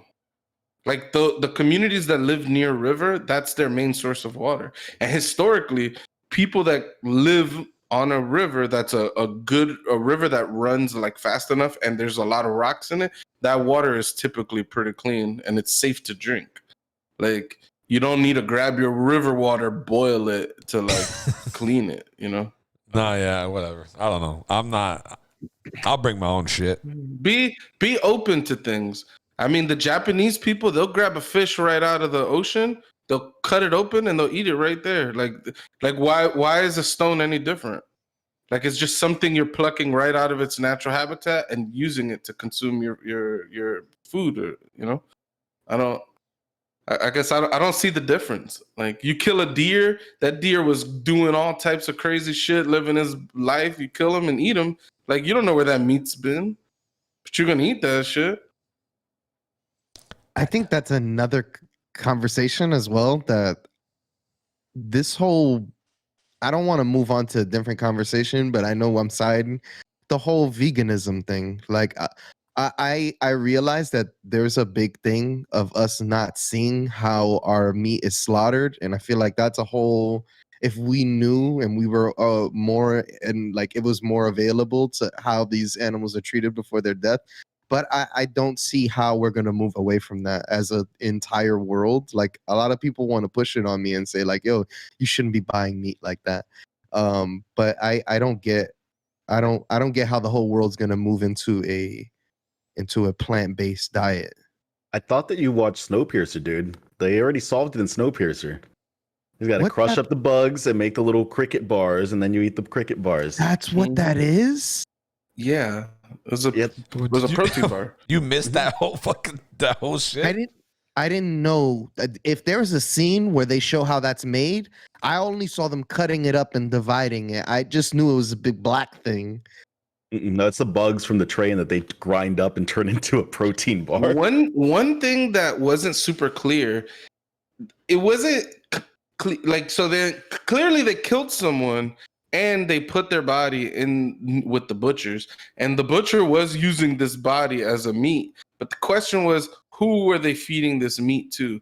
And in different instances, they implied that there might be rich people on the train that actually want to be cannibals. They also implied that the noodles they were eating in the third train were human meat, and they also implied that the bars that they're eating may also be human meat, the bars that are in the tailies. So that's one plot point that I feel like they didn't handle very well. Like it wasn't clear where they were going with that. It's like the Native Americans. You have to use every part of the animal. Maybe the upper class cannibals, they get a nicer cut of meat. And then the tailies are just getting whatever's left. It's like the hot dogs, mechanically separated pork. There were definitely cannibals in the taily end, so like it wouldn't be. Oh, well, that's a fact. Oh, they got rid of them. They killed them and ate them and said this is the last time. That shit's kind of beast. They all took a piece. You know who was one of those people and he got forgiven? Pike. Pike was a former cannibal, and he was the only one out of those people who had gotten forgiven for his crimes. Also, main homeboy, David. What is this guy's name? David Diggs. David Diggs, yeah. What the fuck? He was in Hamilton, right? What? Yeah, you should watch Hamilton, dude. Hamilton's the shit. I'm disappointed in all of you guys for not. I've seen Hamilton. You've seen Hamilton? Okay. Yeah. Right, I'm excited for the heights, dude. I started watching Hamilton. Fell asleep. I couldn't do it. You're not the only one, though. Where'd you get to? I was like 5-10 minutes in. That's why I can't respect you. That's why. It wasn't This for why. me. You can't do something for 5 minutes and say that's not for you. Like, I don't know. Talking about watching. Everything I suggest to you, I have to drag you kicking and screaming until you tell me, damn, you were right. I did love this thing. I'll go continue. Back and fucking watch it. It's the best shit that you'll ever watch. It's better than any movie, TV show that's on any streaming. It's phenomenal. I don't know what else to say. I'll tell you this, Doey. It's not 4 fucking hours long like the Snyder Cut. That's what I was just about to say. This fucking week. So, watching shit. Did any of you guys watch the fucking Justice League, the best version of Justice League? I watched the Snyder Cut. Because let me tell you. You didn't watch it. You watched it? You didn't watch it. I got 3 hours in. I'm sorry. I got 3 hours in. I'm where Superman doesn't realize who he is, so he's fighting all of them. Which I'm gonna be honest, the movie, in my opinion, is starting to pick up now when they resurrected him and all this shit that's happening in between there. That's fucking terrible. The first 2 hours of the movie, I am not impressed at what DC is trying to do over here. Like, Did you watch the non-Snyder cut version? Did you ever see it before? no, I'm okay. Oh, so you're going in super fresh because you never saw Batman versus Superman either, right? I'm raw dogging it. I had no idea what was going on in the beginning of the movie. I was like, what is happening? Yo, So I had a similar. Well, go ahead, Tony. And then like the shock waves. That's how the movie starts. The shit was like I was like, what the fuck is going on? Literally, that was my experience. It's like I started the movie and I just saw and I was like, what the fuck is happening? And then I was like, oh shit, I hadn't watched Batman v Superman. So I went and watched Batman v Superman. So Tony's idea to watch a 4-hour movie was really for me to watch 7 hours and a half worth of movies. So just letting you know what I also did that this week. all right. So for those of us who watched the first one, I guess us three, tell me this is not better. I've watched, okay? Do you watch the original Justice League? No, I just watched this one. That's what I'm talking about. So Same. it's the same, but this has got better. No, sorry. I'm saying I also never watched Justice League. Oh, I only watched the Snyder Cut. So this is the only version of the movie. Mateo, have you? I've seen both. Thank so God. So there's a few. The biggest difference I think that I noticed is the ending is different. Yes. Which one? Ending is on. Well, The first ending where they. I don't want to ending was ruin it. different? Yeah. Which one was that? There's like 8 endings to the movie. Dude, it's like they win the battle and they're like, all right, bye, guys. The movie ends. And then they're like, well, actually, I bought the bank. So your mom gets the house back and everybody lives happily ever after. So now's the real ending. And then actually, the Martian Manhunter shows up and talks to Bruce Wayne. So now you know, oh, he's another guy who's going to join the Justice League. And then you're like, oh, okay, so now that's wrapped up.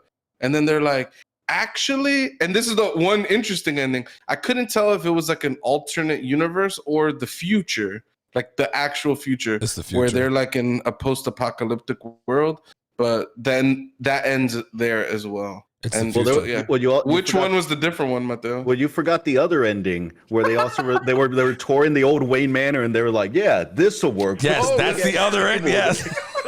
We need a big round table here.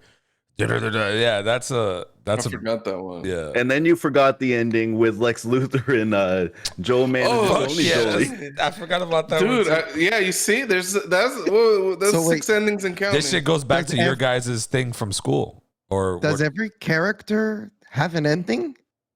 Yes, just Pretty about. much, yeah, absolutely. Bruce Wayne has more, obviously. I'm just saying, like, every one of the scenes I mentioned, had it been the last scene, you would have just been like okay with it. You would have been like, Yeah, okay, the climax is over. This is like the wrap up, and this Yeah, is they how the could movie ends. have rolled credits after any of those. It's just Elie They Elie Wiesel does. I kept thinking it was over, but it wasn't. yeah, that's what I was saying. That's what I was trying to get at. That shit is, bro. I don't know. From watching both of them, this one is by far better. The whole blood and guts and the glory or the goriness of it is just fucking glorious. I guess like it's just fucking. So the ending is better because the original ending had this subplot where they're fighting Steppenwolf. Yep. And the Flash is just busy like doing some side quest. There's like a Russian family that's like living in this irradiated zone that is so fucking terrible you can't live there, but some reason there's a Trash. Russian family there, and he has to like push a truck or something with the family. It's stupid. To take There's him this out whole of the zone. stupid fucking subplot. So dumb. But I like how they fixed it by making him be able to help Cyborg out with the charge up. That shit to me, and then it also That never happened in the original. no. Nope. The time travel, that bit never happened, and that time travel was fucking cool. I will say that bro, that time travel scene was fucking rad. that he's that fucking fast that he reversed time. Mhm. I was just like, holy it's- shit. It's an old DC plot point. What is it, Superman 2, where he flies around the world so fast that he puts reverses it back in time Yeah. or It's the something? first Superman movie. Is the first one? The very first one. He in their world, they're trying to say that time is a function of the Earth's rotation. Uh-huh. So Superman rotates around the Earth so fast that he slowly turns the rotation of Earth the other way, and things start happening in reverse. And he waits till I think. Oh yeah, the big baddie of Superman 1 is like an earthquake. The San Andreas fault is like collapsing, and he was like trying to save it. He fails. He reverses time and does a do-over, and then saves the day this time. Mhm. Yeah, I thought that scene was. I actually really enjoyed the Flash in this movie. He's good. And I thought. I like dude- the actor Ezra Miller. He's a good actor. Yeah, that dude they got to play the Flash is perfect. The costume is fucking cool. The costume looks Mhm. great. I didn't like him in the beginning, but then I started watching a little bit last night. I do think how they foreshadowed that he can reverse time was around when the box was dropping, and then the box actually hit the water, but he like went faster and kind of brought it back up a little bit so that he could touch it. That at that point, I liked that character a lot more. Up until that point, I really wasn't feeling him. But then like I got a little more accustomed to him and his character, and I do think he's a good actor. But I saw a thing online about this movie. Y'all want to guess what percentage of this movie was in slow motion? I saw my that on God. Twitter. too much. I know it, but go ahead, Tony. I want to say at least 49% of the movie. Oh, Oh, wow, that'd be a that's lot. heavy. No, it's Yeah. it's 10%. There's a solid 24 I minutes swear of there was slow more. motion in this movie. Like the whole Superman coming back, there was a slow motion. Anything with fucking Speed Guy over here, Flash, was slow motion. Dude, it's Snyder. Snyder fucking loves slow motion. Go back and watch 300. We should see how much But- of 300 is in man. fucking slow motion. That was a good movie though. Nah, dude. The slow motion is overwhelming. It's like every fucking scene. Like It's building Snyder up, loves- man. It's it's building up. unnecessary too. Like the only time it's totally necessary is if something is happening really fast and you need to depict it. It's like, okay, slow motion works for that. And then maybe like some kind of crazy moment where you want to like add some drama to it. It being a slow motion maybe adds to that. But goddamn, there were scenes where Lois Lane was just like walking into a building and she was just walking in slow motion. And I'm like, she's just walking. There's not even anything happening here. And then boom, the frame will cut and then They're trying to capture her sadness. That's what they're doing. Like that's what as a director, right? Because I got this vision as well. They're trying to they're trying to capture the sadness and the depression of what she's fighting within herself. Double, you could probably relate to it. Like sometimes you find yourself so saddened that shit around you is moving slower and you're just in your own bubble. That's what he was trying to capture. So, Yeah. And I also just- noticed in this movie, there's a lot of dead air. There's a lot of parts where nobody talks. yeah. Mhm. And I A think lot. it's just how he directs it. Like he's just trying to put you in some type of weird feeling or some some type of connection with what the person's feeling. I think it's phenomenal. Like damn good director, but I think Snyder likes two things in particular. He loves slow motion and he loves buff dudes with their shirts off. Because Yo. man, Jason Momoa, that man must Oh go my through that dude Lord. must go through such a shirt budget because that dude was ripping his shirt in half and taking it off every 5 minutes in this damn fucking movie. Hulk Hogan over this here. motherfucker, he's over here begging for money on jobs to like figure, but he's throwing a sweater away every time he dives in the water. I'm like, what the fuck? I was shocked by that. I found that unbelievable. The one thing that was killing me is that every time he'd run into the water, he'd have these ball main jeans on. All right.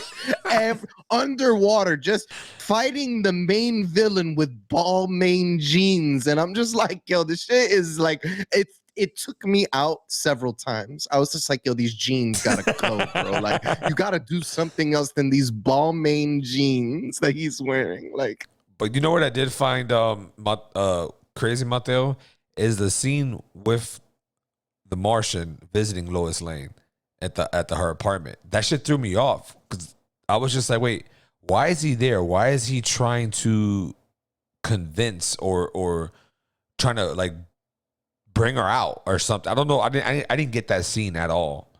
Like, I don't know a lot about the Martian Manhunter. I think he's a super powerful telepath. I think that's one of his several powers, because this is part of the problem I have with DC. Every single superhero in DC is so fucking strong.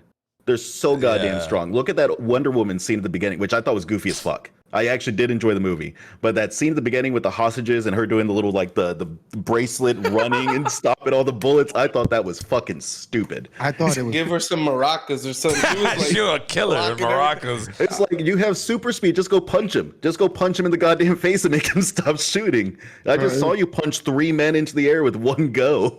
It was like the campiest, cringiest shit I've ever watched. And I'm like, oh my God, this is not making this more watchable for me. But I actually don't like a wide range of the cast. Ben Affleck as fucking Batman. Dude, he's giving me George Clooney vibes. It's just Clooney's George a great Clooney actor. Sucked that. I guess, but he wasn't my favorite Batman. My favorite. George Clooney is your favorite Batman? Was not my He favorite. is not Batman. giving George Clooney vibes. He's You're giving me bugging. George Clooney He's- vibes. George I would Clooney say is Ben not- Affleck is arguably the best Batman there was. Other than the Dark Knight Batman. No, Christian Bale as Batman was okay. He wasn't his movies were good. They're better. His I'm not Batman saying- voice was real goofy. Yeah, Yeah, he added. Okay, he added extra into his voice. I really liked Ben Affleck. He just had a voice modulator. That was cool. Yeah, I like Ben Affleck as a Batman, but I'm saying he I wasn't thought the he was best. cool. He Ben Affleck and even the suit of Batman and all that that looked straight out of the animated series of Batman. Like the way he looked, it looked to me that's what Batman is. Like It's got the Frank Miller vibes. It's that chunky, beefy Batman suit. I like that. But to my point though, all the superheroes in DC are so fucking overpowered. This is my part of my problem with DC though. Like that's why I like the weird shit like Red Sun that Pucha turned me on to, because it twisted around a little bit. DC does have the best fucking supervillains though. Way better supervillains than Marvel. Except for I mean Steve Miller Band or Steppenwolf or whatever in this one. You know, he's a weird one. But I don't know a lot about Darkseid and all them. Yeah, me neither. Darkseid to me is like a Thanos, so to speak. Is like how I think of him. I don't know, man. My big issue with DC is like you said, is the power creep. It's just like how powerful all these like characters are.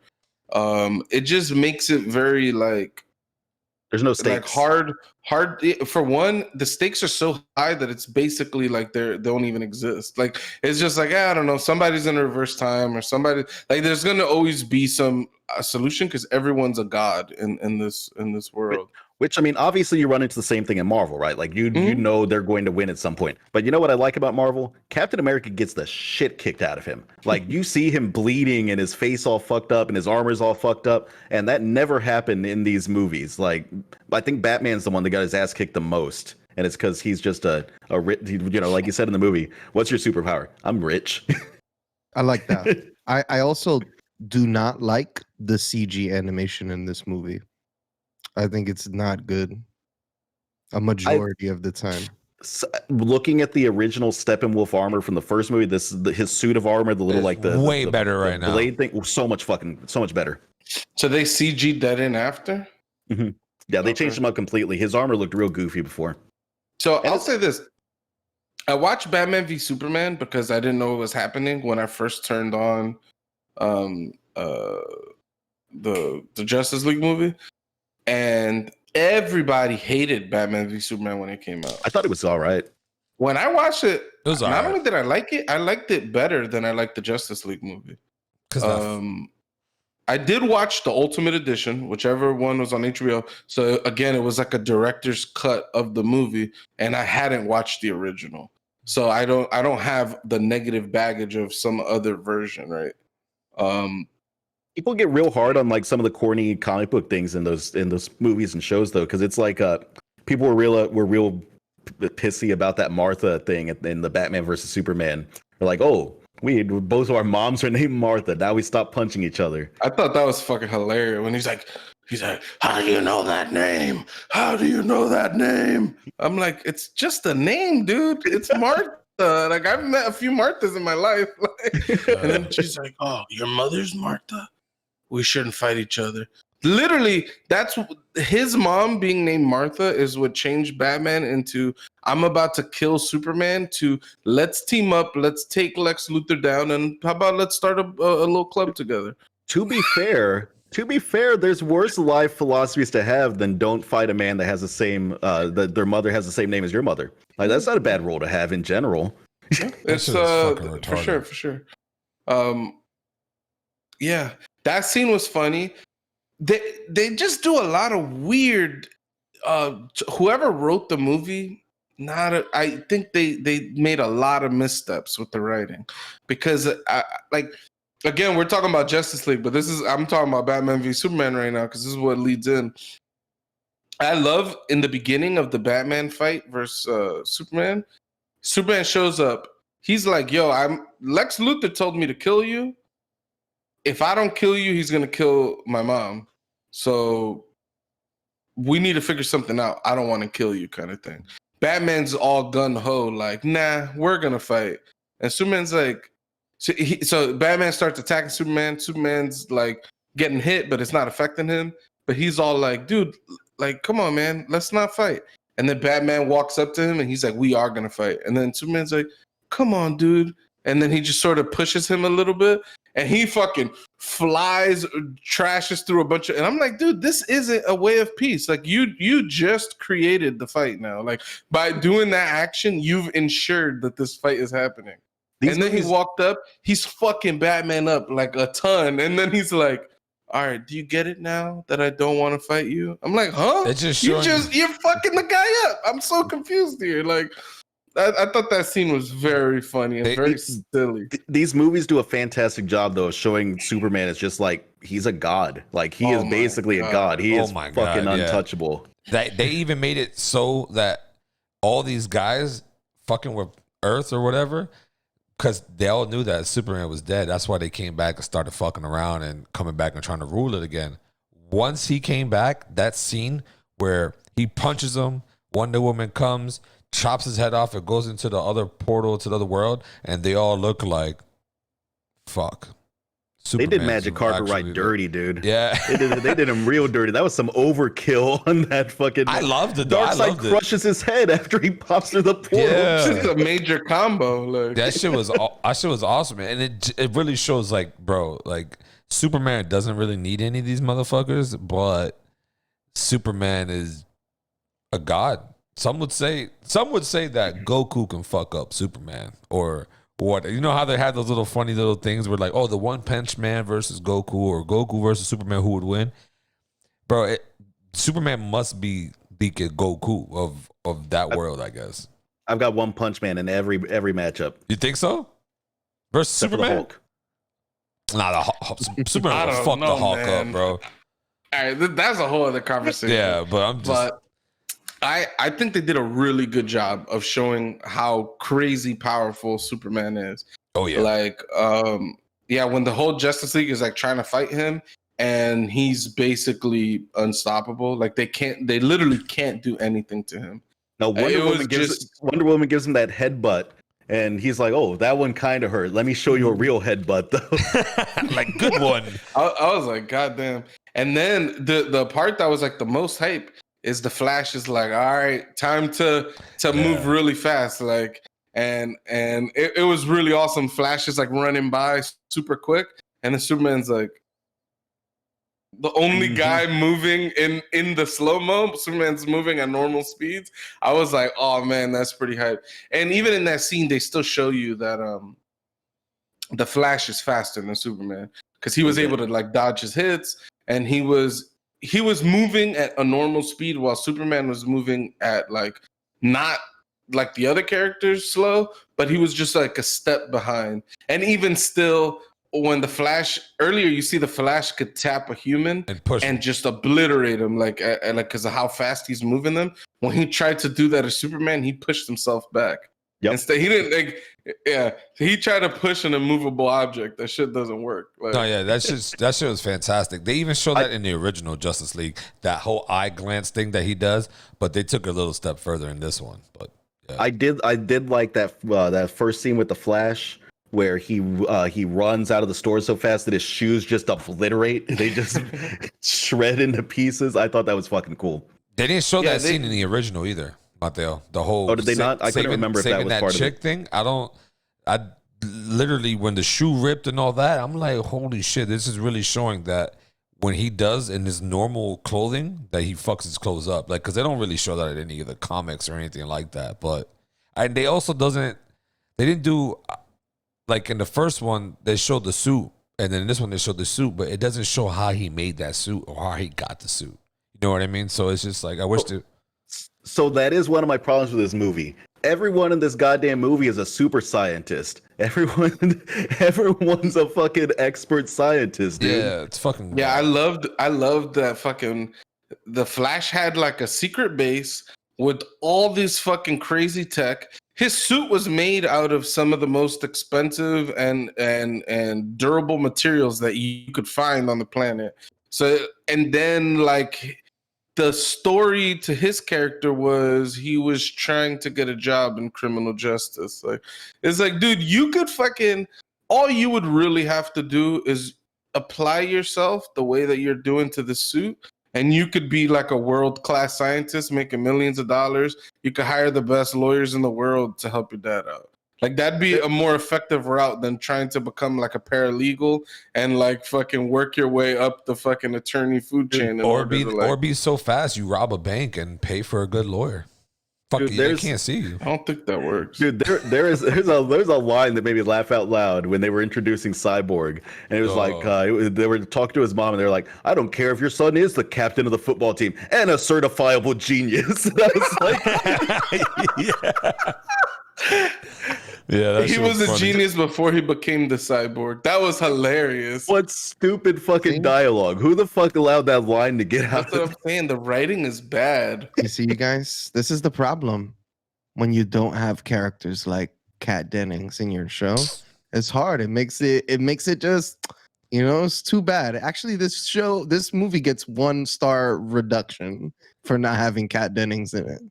It's the Kat Dennings effect. Do you have Kat Dennings? 5 stars. If you don't, whatever star you would have got, you're -1 now. That's so. To be fair, Nick and Nora's Infinite Playlist is a 5-star movie for me. Yo, I love that fucking movie. I watch that movie, like maybe once a year or so. It's just one of my guilty pleasures. Put on Nick and Nora, get my fan going, get cozied up, and I probably fall asleep at some point. I love that movie. Shout out. Kat Dennings is good in it. She's fantastic in it. Can we talk about how Batman can't fucking drive? Is there a vehicle in that movie that he gets in that he doesn't fucking destroy immediately? The Nightcrawler lasted 2 minutes. It was bad. Yeah, it was bad. What, the fucking thing that was clomping its way up like a elevator shaft or something?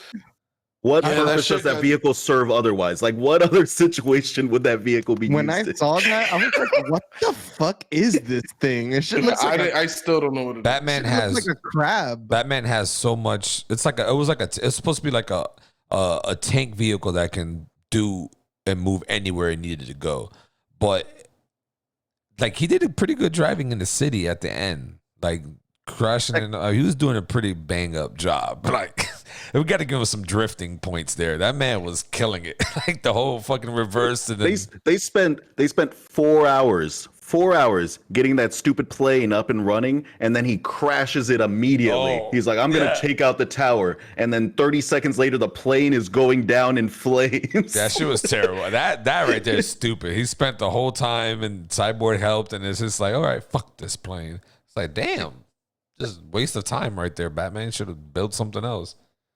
I also like how his fucking butler was fucking the smartest nigga in the whole fucking thing. The man's building reactors and all types of weird shit and guns. I'm just like, was he always?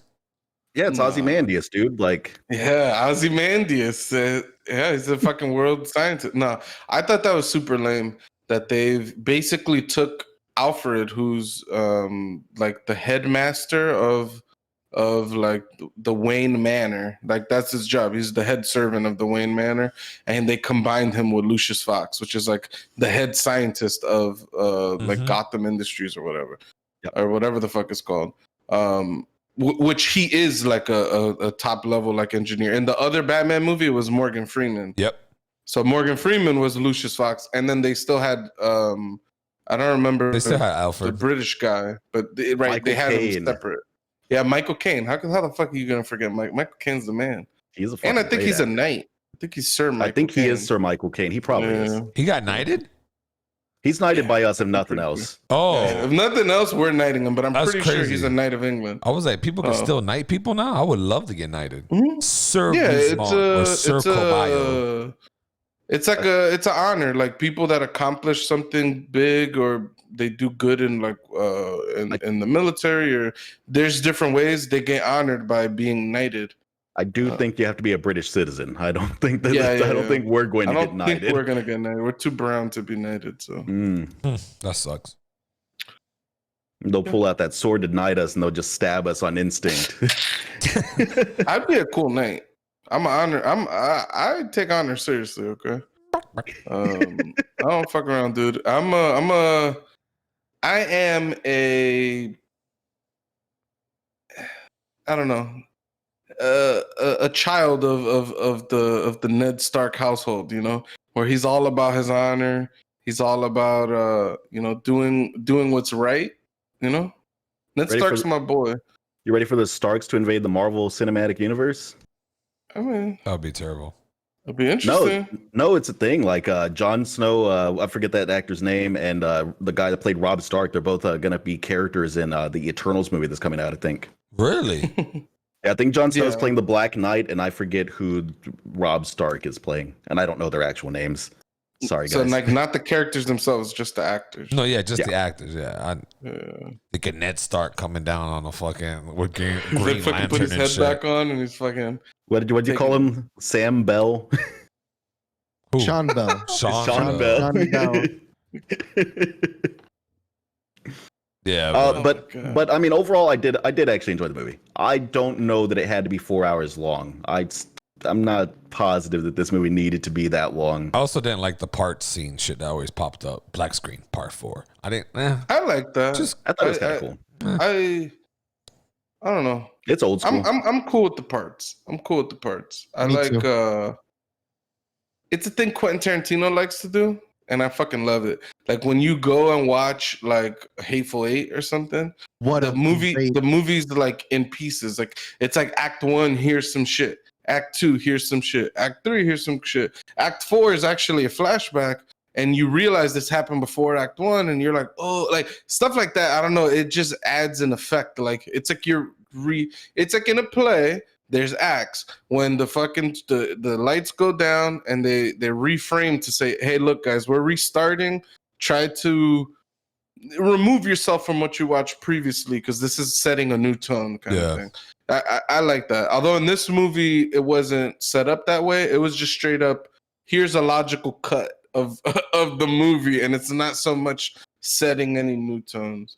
I don't know. Yeah. I'm with Mateo. 4 hours, way too fucking long. I feel like the movie could have been 2 hours and some change, and it could have delivered the same like content overall.